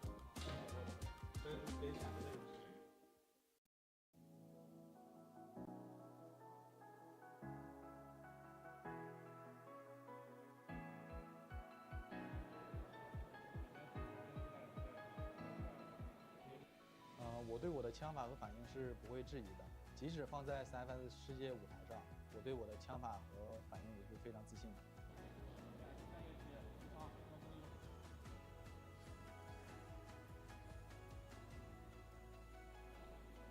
我的人生目标是成为世界顶尖选手。我不是下一个70，也不是下一个绿豆，我是唯一的 DO。Playing with fire, everything turned to dust. When we aimed to fly higher, we got lost and dragged each other down. We kept running from the shadows in the night, realizing it was not worth the fight. Moving on alone was what felt right, 'cause we were never meant to be.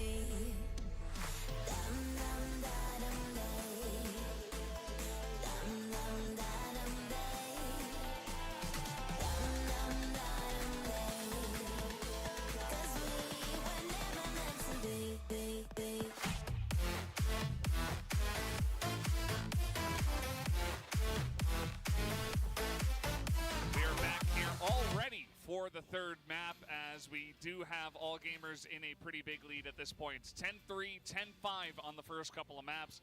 Now we do move on to port, where all gamers are going to start on the global risk side, which is very favored.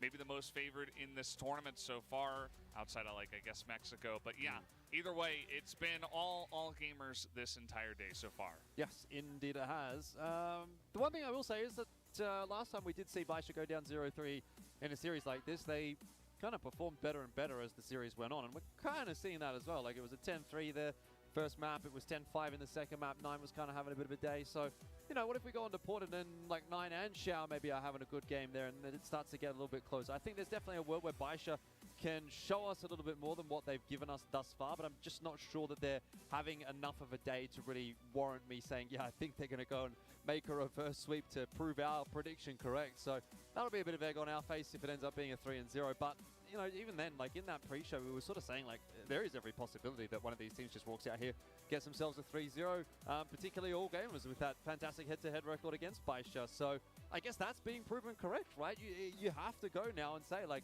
at least in this head-to-head matchup, all gamers definitely feels like the better team. I've seen it enough times now to be convinced of that fact. Whether or not, I think Baisha is actually looking better in the lead-up. Yeah, I feel like the team play is just on another level for all gamers, and even going into this map, it's just going to be a tough one to recover. I would say this is the best map for Xiao, so maybe this is his time to step up. We saw him look really good on it in previous series, but at the same time, I don't know if that's going to be enough. He definitely won't have as easy of a time against all gamers as he did against Vincent yesterday. I remember watching that game, and the way he was able to continue peeking up and down and bobbing up and down on that A bomb site just felt like really illegal that he got away with that. But I've watched all gamers play the blacklist side of port, and they are not going to let a sniper get away with that. We saw how much they disrupted Gokun. So yes, it might be Xiao feeling a little bit more comfortable on this map, but I also think all gamers is one of those teams that does a really good job of disrupting snipers on this map as well. So I think he's still going to find it quite difficult.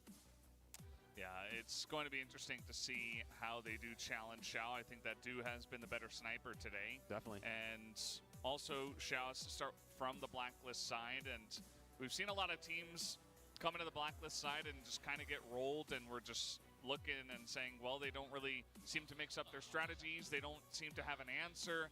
They're still trying to charge into A and just getting like totally knocked out over on that side, and then getting owned outside of B as well. So we've seen a lot of teams have a ton of success here from the GR side, and I think with this momentum, it might just be too much for Baisha to really push through. Maybe in their mindset, though, it's a little bit of reckless abandon where it's like, well, we tried. It was a 0-3. That was unfortunate. Let's just move on to the next one and kind of forget this all happened. And at this point, might end up being that way unless they can have a really good start here on this map. But even I'm not really expecting that at this point. Yeah, can't say I'm expecting too much out of Baisha. I think it's just one of those situations where, in a way, like, it's almost better to go down 0-3 here and kind of keep Black Widow and Mexico in reserve for the grand final. You know, obviously you're going to have a lot to kind of look at, and they always say you learn a little bit more from your losses than you do from your wins. So losing here might be actually more beneficial for Baisha going into that grand final. Certainly it was the case in Vietnam that they had a more competitive grand final after losing in the upper bracket.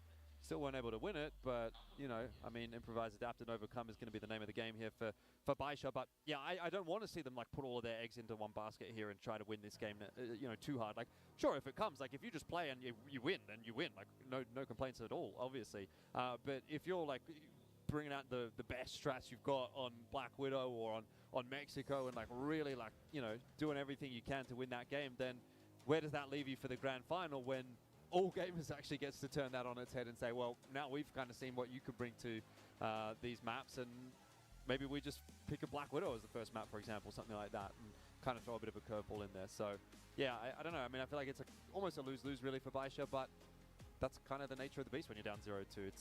It is what it is. Yeah, I feel like at least the one benefit they'll have on this map, especially on the BL side, is just knowing that N9's control over mid is probably the best out of any player I've ever seen. He's really good at setting up those early rotations and flanks as well for his team, and if he keeps playing like he did in that previous map, he could open up a lot of potential rounds for them to win. Yeah, I think essentially the comeback starts with him, like he tried to do it on Ankara. Wasn't quite enough. Maybe the team was too far behind already or kind of down on it. He still kept it up throughout the entire map, and maybe that's just enough to say, you know, in the small break that the players do have in between the maps, just to say, okay, well, now we can get into this one. I'm playing really well. I'm going to lead you guys to the victory. Let's get some nice setups here on the Blacklist side. And yeah, I mean, we've seen reverse sweeps before. Yeah. Could happen again. Yeah, I mean, look, Baisha, if 9 is playing well and they do sort of get behind him and try to enable him, then yeah, definitely he can be a point of difference and he can be the impact player that they need. Though the thing is, I think you kind of still need at least someone else stepping up alongside him, whether it is a CZY or a Baby, or obviously we've mentioned Xiao quite a lot going into port just for obvious reasons.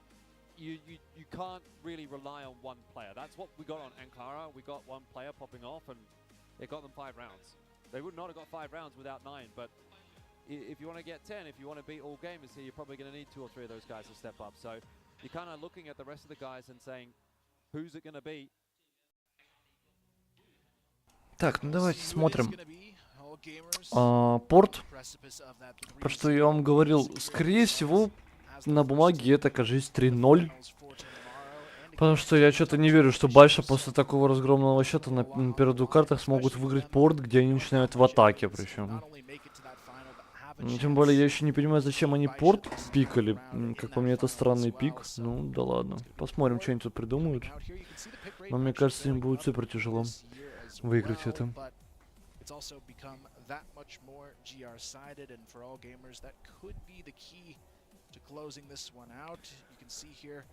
KD as well, kind of reflected in that, but I think a lot of it comes down to immediately, if you're Baisha, you've got to put Dew to the test here and see what he can do on that A-bomb side. Yeah, I think the discussion around Винрейт, кстати. Ага. 80% блоклисте. Это против кого они там играли? Против ВГ они вроде играли, да? Где они выиграли 7 раундов из 9. Вроде что такое там было.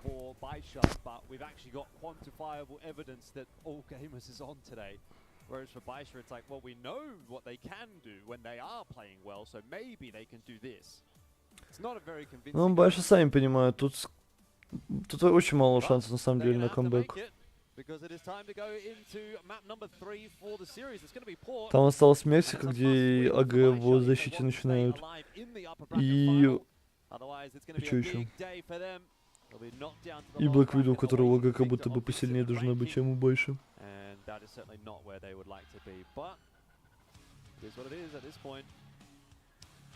It is what it is. Either you step up to the plate or you are dominated. You are competed and conquered in this tournament.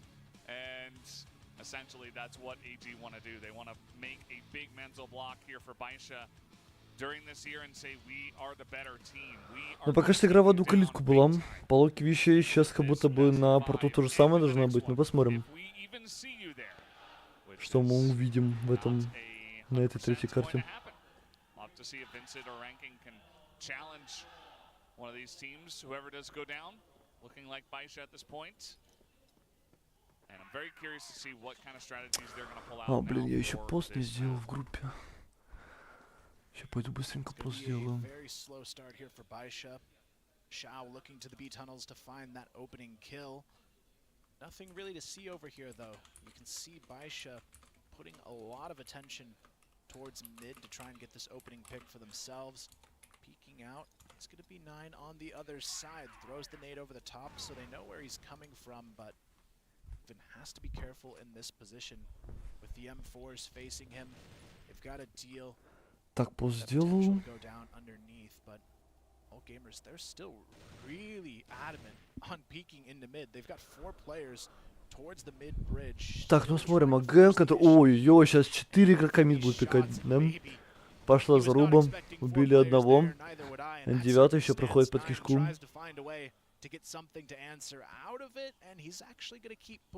N9 пошел вычислять книжку, ZOWIE, тут спиной стоит. Чекнули.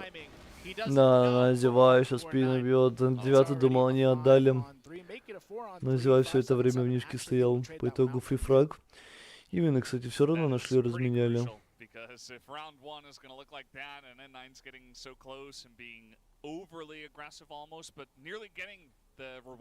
ZOWIE уже в кишке, каким образом он успел туда залезть? Ай, я ZOWIE, ошибся. Почему он так в открытую убегал, когда понимал, что в нишке может быть кто-то? Непонятно. А, ZOWIE в соло, да? Сам себе бустал в кишку, понятно. Ну, конечно, удобно сделал для игроков точки, а сам себе в кишку бустится, это вообще удобно. Xiao. 1 в 3. Ой-ой-ой, что он взял? Красава, Xiao. В прошлом мы говорили супер нестабильно, на Сабезе мы его не видели. В принципе, немного он включился на Анкаре, ну и... На третьей карте пошел разруливать в самом начале игры. Жесткий мультикилл, конечно.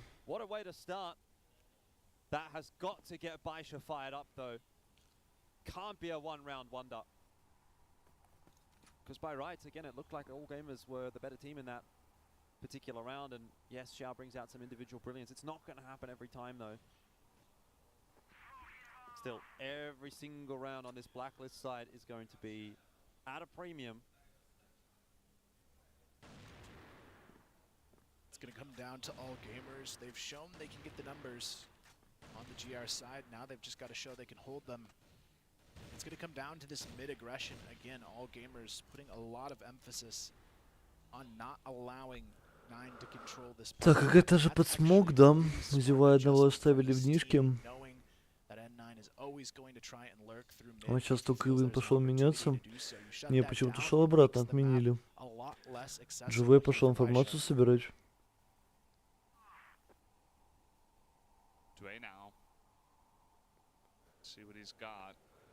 На, это 2-0 уже. Ну, Baisha первый раунд взяла благодаря клатчу Xiao 1 в 3. Ой-ой, ZOWIE убивает лонг Б. Попытается уйти, 10 хп у него остается. Xiao тут пытается ротейт найти. Да, делает он это. Ну, тем временем, ой, N9 скрывает точку. Я говорю, что по итогу в отдачу играют. На отдачу играют, пошли искать Xiao, который был под Терусским мостом. Ну и плохое начало ляга на самом-то деле.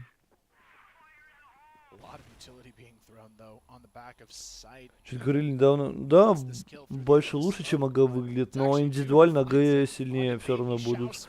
Как бы ты тут ни крутил бы, слишком, ну, игроки у больше нестабильные.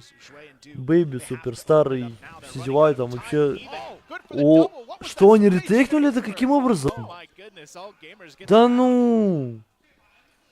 Баша, вы что там залили? Ёлы-палы. Бэйби супер старый, он вообще уже не особо попадает. Сяо супер нестабильный. CZY, ну, вроде нормально, но он капитан, как бы он выбиваться может. 577 тоже вообще нестабильный. Не знаю, вот у АГ, наоборот, все игроки, ну, всегда ебашут почему-то. А что охранная игра? Потому что сегодня 3 игры они сделали. Они сделали не 2 игры, а 3. То есть сегодня играется нижний полуфинал. Мы уже будем знать завтра, кто в финале будет играть.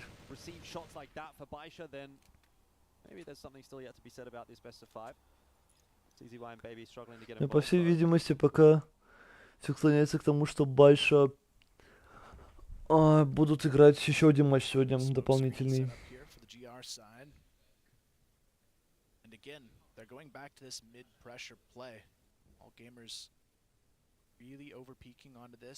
Нормально говночь, как я и говорил. Вы говорили Байша. Не, Байша супер хорошо играют. Да, этот матч нихуя не решает. Мужики, не смотрите вообще на него. Здесь команды ничего не делают, ничего не показывают. Они просто делают дефолт, играют дефолт. Все. Все, что они делают. Этот матч вообще ничего им не решает. Они сами в интервью говорили, ну нам плевать, кто выиграет, мы либо они. Типа, все равно встретимся в финале anyway. Типа, какая разница вообще реально, кто здесь выиграет. Ой, какие хаешки против ZOWIE. Он все равно двоих убивает, первому, второму бошку снимает. ZQ живет в яме, тут к ему Иван уже подбежал. Пытается он выиграть спейс, полетели, тут миллион флешек, по флешке разменяли, Иван трейдит. 2 в 1, опять Чао возьмет клатч. Он уже один раунд потащил на порту первый же. 1 в 3, ну и сейчас опять 1 в 2.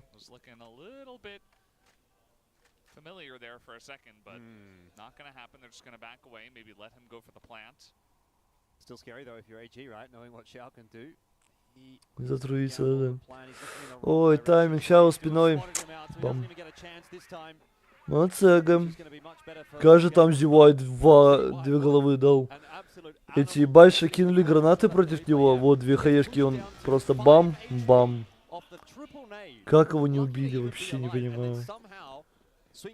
Он еще успел 2 убить.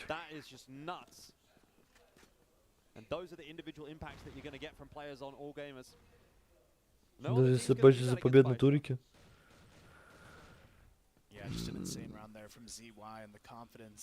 Причем это приятно, неприятно. Мы не говорим про то, что кому приятно, кому неприятно. Мы говорим про то, что этот матч не важен.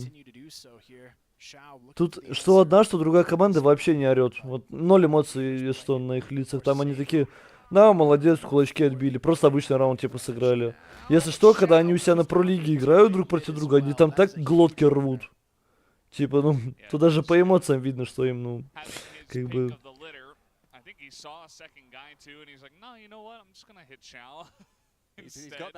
Не супер важен матч.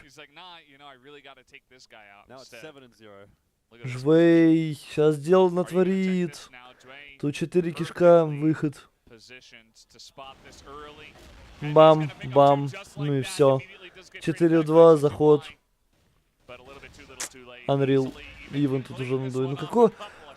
Ай, блядь, как, объясните мне кто-нибудь, подождите. Ладно, я с телефона пересмотрю. Ну какого черта, как он уже на 2 был? Что он там забыл? Ну каким образом? Он спалил, увидел информацию, дал инфу тиммейтам, уши закрыты, встал за... пипец просто. Иван просто бегает, стакает. Ладно, ждем тогда завтра нереально рвание глоток. Ну там уже за чемпионство. Дживей! Соло залез в кишку. Больше понял, что он в Соляного залез, надо вылетать на точку. Ну и по итогу тут все гранаты в него выкинули, бэйби. Перестреляет его, Иван поднимается наверх, надо выигрывать файт. Нет, он проиграл файт против N9.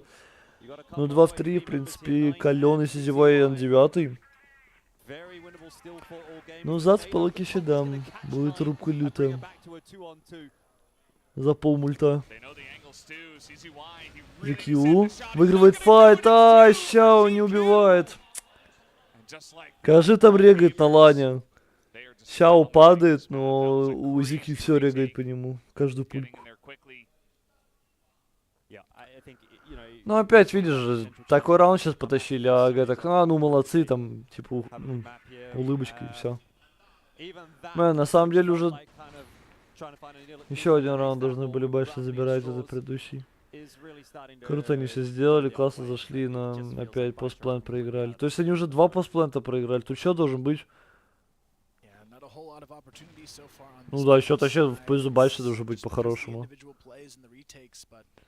Свою игру пока отдают. Ага, Средер сильнее сегодня, да. В итоге Зата тоже 3-0. Ну и, значит, однозначный чемпион у нас. У нас Байша до встречи против АГ ни одну карту не проигрывал, а вот сейчас против АГ встретились сразу, как будто бы тут 3-0 должно быть. Time to get that going soon for them on this side of the map if they want to pull back in, but all gamers, I love the setup they're doing in mid as well. Дал на Байшу. Байша все равно супер круто играет в этом году. Они супер хорошо выглядят. Пошел раскид, ZOWIE. Ай-яй, не успел повернуться, ZOWIE тоже не убивает. Флешку от него дали, пикнули лонг, уже ZOWIE. В кишку, что это такое? Просто игрок книжки уже в кишку залезает. Как так? И еще и выпушивает лонг. Посмотри, вся инфа сейчас есть. Без стака, ТГ, ну и... Сейчас будет Габелла. Ивен, ZQ на приемке. Ой, ZQ падает, МК прошила его. Ивен, в принципе, разменял, ушел в яму 3 в 3. Ду уже сместился. Нормально еще урона накидал, Ду надо добить. Патрон мало в пистолете, ну и ZOWIE. Один спину зашел, посмотри. Слышит, девятку, убивает 9, понимает лестницу, но... Ну опять они берут то, что не должны брать. Хотя, вроде вся инфа была у Байш на самом-то деле.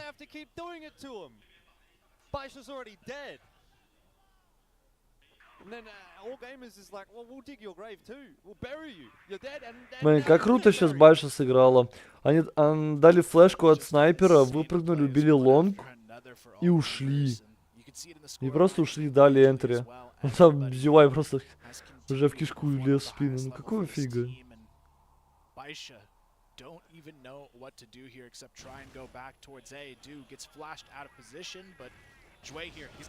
Как они это чувствуют? А, тут заход тем временем на идет. Опорнички справляются, N9 двух отрезают на ротейте. Но атакующие все падают. Я не могу. Каждый N9 старается, а тиммейты, ну, просто не тут. Тиммейтов нету.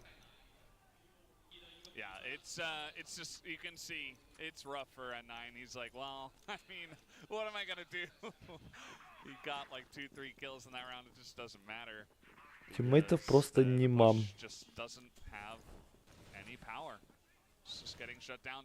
ZOWIE, конечно, двоих потушил атакующих, круто.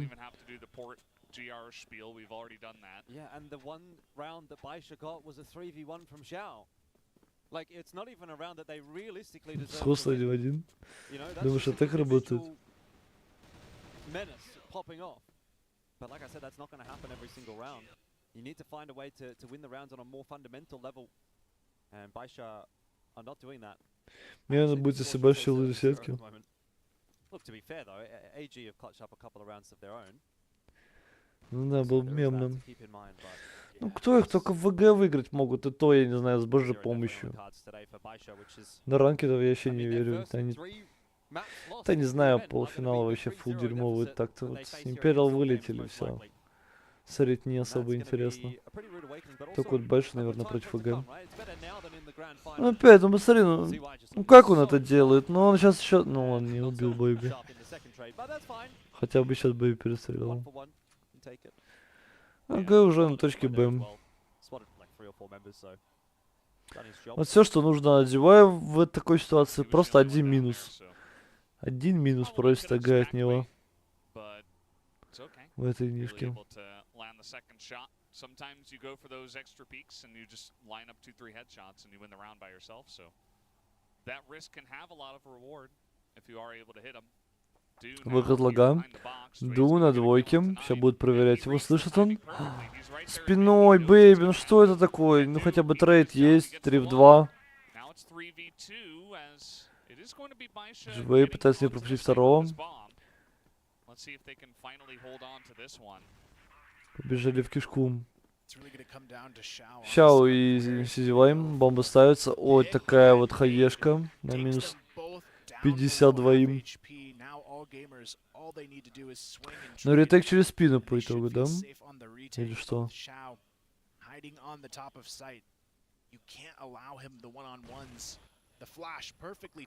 Флешка. ZOWIE запушил КТ. Иван его прогоняют. Есть информация. Щао промахивается. ZQ. Ну, кажется, сейчас ZOWIE перестреливает. Какие шоты от Щао, но Иван уже тут как тут. Ну, типа эмоций 0, просто 0.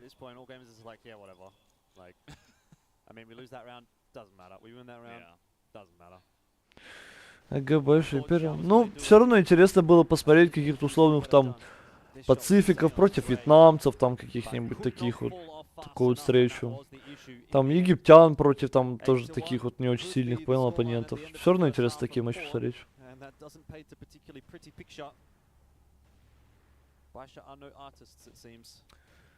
Средние команды между собой, типа два разных региона и как бы не супер сильные, но все равно.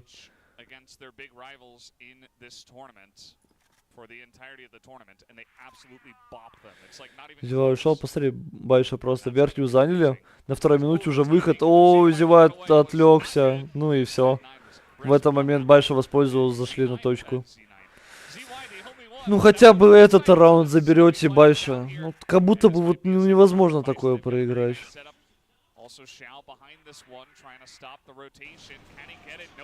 Спину убили, Щао. Нашли в спине. Идут куры занимать. Смотри, Байша делает. Бустится. Не смогли забуститься. Контакт. Убили ZOWIE. Проверял он буст, кстати. Офигеть, дожили на ретейке, проверяет буст. Ну это вообще шок. Это просто шок. 577-й проигрывает в итоге ZQ. Ну там время уже не хватало, конечно. А что ZQ делал? Стоп, а где ZQ? Не понял. А чё, почему ZQ ничего не делал? Почему он просто в КТ стоял? Там уж бомба взорвалась. Ну ладно. Весело они придумали. Взяли раунд, просто слили. Ага. Ну, понятное дело, на контору работают. Специально взяли раунд, залили. Там даже из ZOWIE ZQ не бежал диффузить. Че, зрители есть на арене? Да, слышишь? Звуки там орут. За АГ болеют.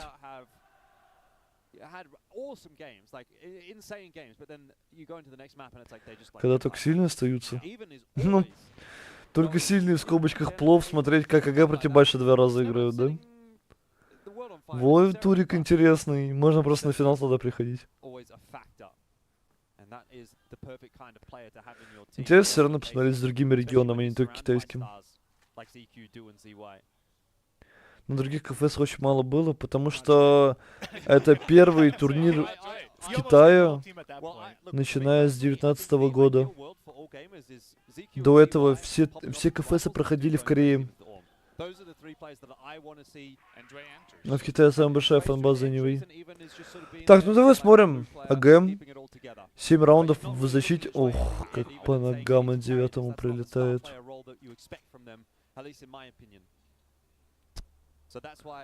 Сразу ушел, отдал курю. Это финал? Нет. Это полуфинал верхней сетки. Так, смог мост. И заход на точку А. Иду, кстати, через вертикалку. Нормальная такая флешка прилетела. Прилетела КГ. Забатил на выстрел, но Щао с пистолета сносит. Плохо разменяли, все равно 9 на 8 убивают его. Еще Ду убивает КТ, ротейт, Бэйби 1-2. Есть по нему информация, Визикью ставит точку. Да.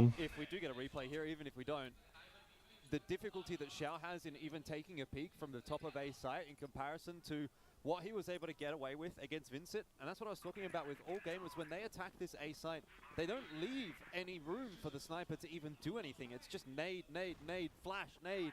And then a guy coming up the ladder. Yes, he gets a kill on the guy coming up the ladder, but... Заход в куру.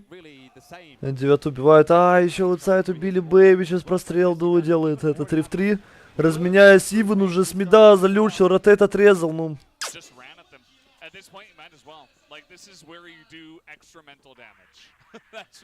Просто no chance. No chance. Полакищий матчпоинт. И то Байша один раунд в атаке взяли благодаря тому, что Щао 1 в 3 потащил. Тут вообще 10-1 мог быть счет. Ну, конечно, Байша сама там 2 раунда где-то отдали, но все не вы.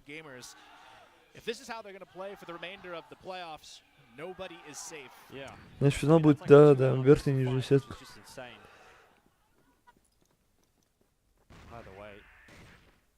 Gives a lot for Baisha to review going into the grand final if they are to make it there.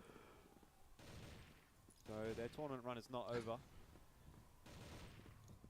Yeah, and that's the benefit of this format. You don't just go up against Baisha once and get knocked out. Or all gamers. You go up against all gamers twice and get knocked out. Первое место, Байша второе. Пока что еще неизвестно. Глупо так предполагать, смотря вот этот матч. Ну, куры порвали. 9 в сайте, падает в яму. Ему уже тиммейт сместился, но ушли АГ все равно.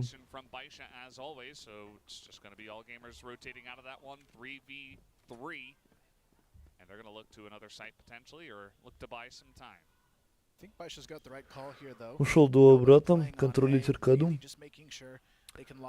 Байша с ZOWIE на Б играют в отдачу точку А. They've also got to deal with the fact that if they sneak their way on to A, they're playing a full retake for the remainder of what could be the final round here.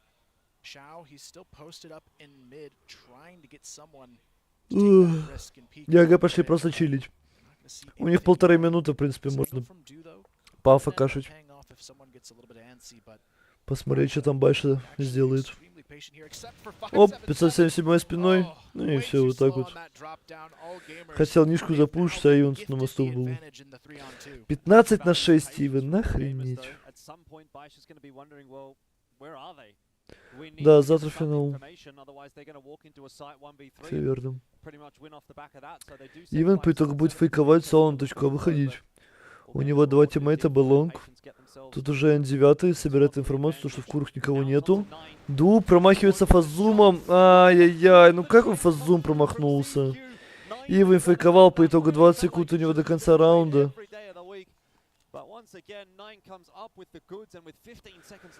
Ну, уже не успевает, надо бежать бомбу ставить до конца. Он еще бомбу не с первого раза подобрал.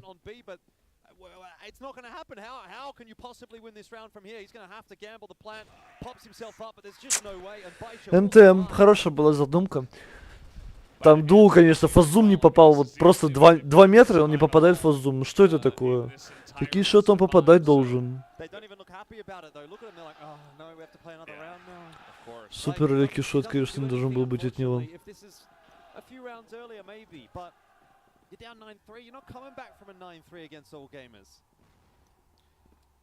Yeah, it's going to take a little bit of everything and then some to get this one done for Baisha. But all gamers already putting that attention onto the A connector. You can see Baisha stacking that utility. Got the hold for now, but all gamers could be walking right into this trap on the A bomb side. It's a 3-man stack. Это что у нас тут делают? Просто потопали в кишке и заканчивают, а? Тут уже Байша стакует втроем. 177-го первого кладет. Чё АГ делают, я понять не могу. Что они сейчас сделали? Просто пошли, закончили А. Для чего, хрен пойми.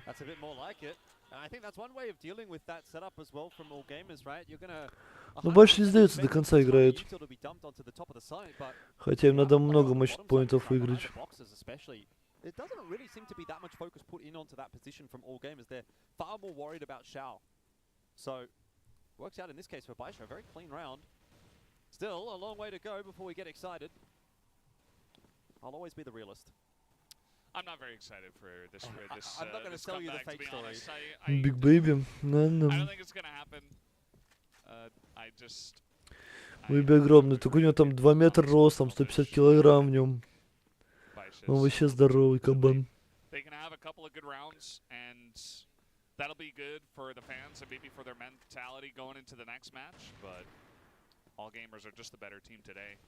That's pretty clear at this point. And all gamers this time looks like trying to isolate a couple of guys in mid with grenades. Идет, даже смотрите, ZOWIE первого кладет, уходит, тем этого каверит. 19 хп у него остается, конечно. Нашли трейд, Ивана моментально разменивают. Сейчас есть информация 2А, 1 мита, и должны понимать, что один только 9 контролил баллон, но почему-то они не пошли до сих пор. Хотя, мне кажется, понимание должно было быть. ЛГ.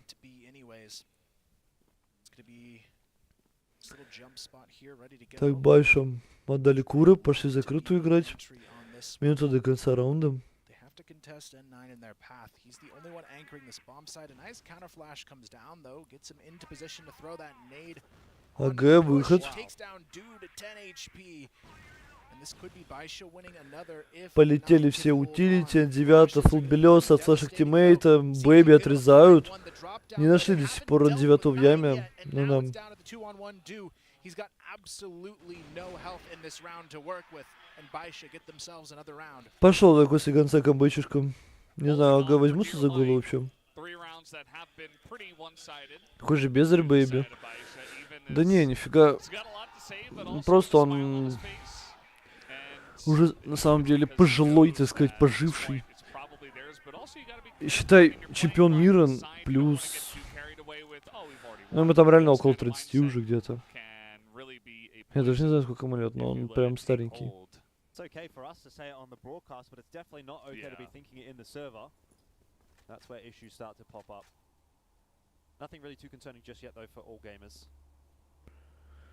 Вы играли против Байши?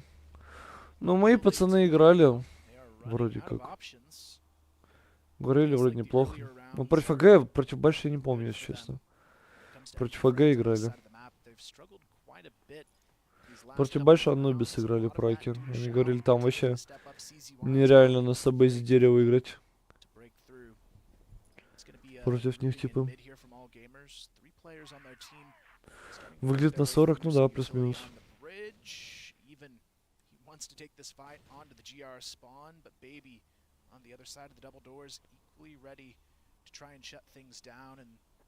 This is where all gamers has to make a decision. Where do they want to take that map control? You can see them starting to swing a little bit towards Так, ну АГ. Может, не будут уже отдавать раунды? XLSQ счет из 9, 2, 3 подряд Байши взяли, да? 577 пошел кишку проверять. Так. Спалил его, сразу разменяли. Отойдут АГ. Ай, я попытался выжить живее, но тут Шао попадает в него все равно. Ну и АГ по итогу раунда даже взять не могут. Но не получается захода обузить. Бам. ZOWIE 1-4. 40 секунд до конца раунда. Бомба на руках. 9-го уже запер в респе.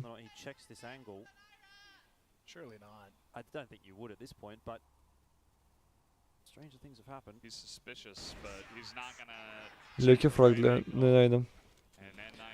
Ну что ж, камбэк, правильно? Сейчас по итогу с 9-2 Байша камбэчит эту карту, и потом еще 2 подряд забирают, и все, до свидания. На доп порт выигрывают, и дальше 2 карты забираются в копилочку и ГГ.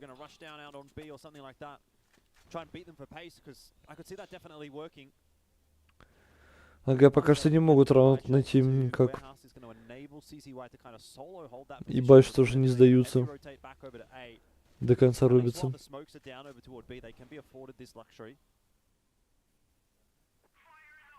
Всем чатом это дверь, Андрей? Тогда, да. Так и должно быть. Че, пиздишь, что ли, буду?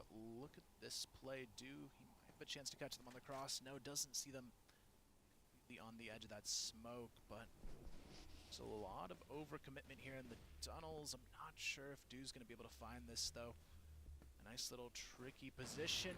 Oh, very close shots there from 9 actually on the connection, but not quite able to get it done.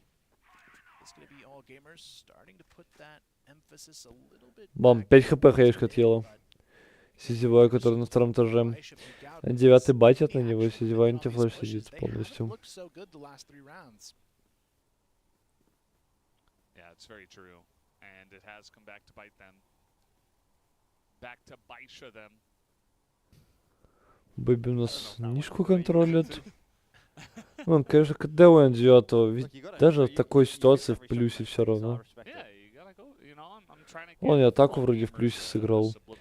Контакты МУКАИ идут в верхнюю. Тут уже Байша полностью отдал им. Ушли в закрытую. Отменили сетап в курах. Ну и 3 астакуют. ZOWIE пошел инфу по курам собирать. Вот, ошибиться сейчас мог. Но его не отпустят, как будто бы. На ZOWIE забирает его, ну... Все, сайт скрытый, пытается пройти у нас Бэйби, но no chance.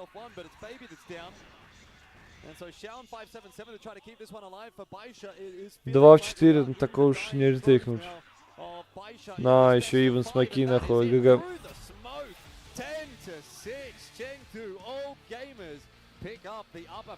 Ну вот видите, про что я говорил, типа, там даже, ну, улыбки нету на лице. Типа, супер неважный матч.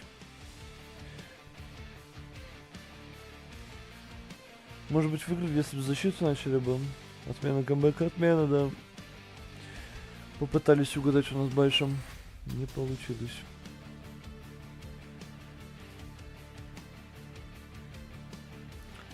Так, ну следующий матч. ВГ против Ранкеда. Байш у нас отправляется в нижнюю сетку. Будут они играть против победителей его следующего матча. Сегодня же.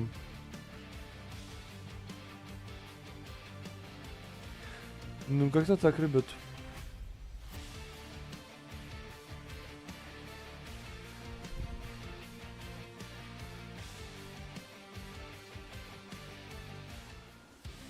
Ну, не прям уж супер плохой матч, но, конечно, ждали мы больше от Байша. Так, ладно, включаю я его музыку. Сейчас, я надеюсь, тут найду. Да, там сейчас интервьюшка, наверное, должна быть плюс-минус скоро. Вот. Делаем перерыв минут 30. И будем запускаться, смотреть ВГ против Ранкеда. По логике вещей должна быть равная игра. Но, например, ВГ их уже обыгрывали. 2-0, точнее, по картам. Поэтому здесь в этом матче все равно ВГ фавориты. Ну и хочется, на самом деле, больше ВГ видеть, чем Ранкед в топ-3 на этом турнире.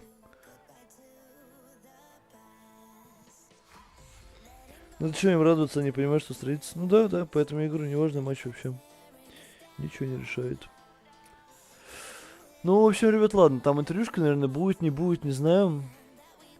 Я пока оффуюсь.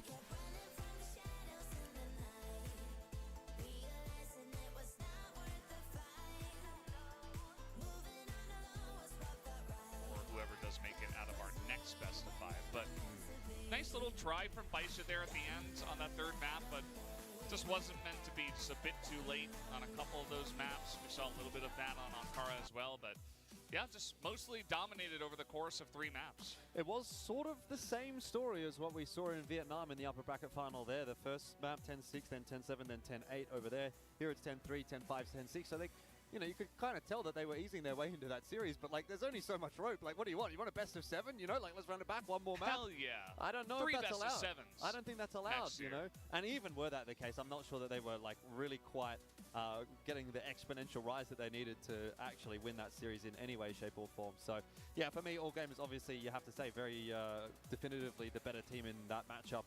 But I wonder what that means for the grand final, right? I mean, look, we're all sort of assuming that it's going to be Baisha and All Gamers in the grand final. That in itself is obviously an assumption, but even should we get there, I still kind of wonder, am I going to predict for All Gamers at that point? I think probably, but even still, taking a look at the numbers here, speaking of even, I think he's definitely going to have to be the MVP for that one. It was ZOWIE, ZQ, and I'm personally giving it to even for map 3 there. He's always a solid person to have on any map, really. It feels like he never kind of goes missing, which I think is the biggest beauty of this player.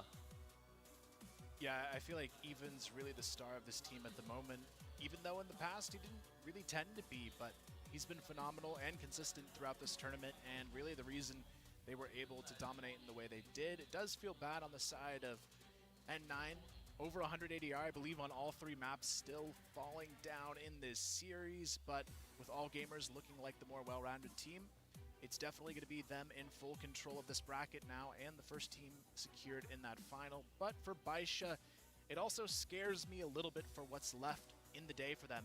If it's a bad day overall, this could go pretty quickly against them in even the lower bracket final. That would be pretty shocking, right? If they would go the entire tournament without losing a map and then come into today and go 0-3 against All Gamers, and obviously what you're implying is potentially lose to either Vincent or Ranking, just like that, like one bad day, your whole tournament's over. It could happen. I mean, it is double elim. You can't say you didn't get your opportunity. Double elim best of 5. Like, I don't know what you want at that point, but best of 7s. Yeah, I guess next so. year.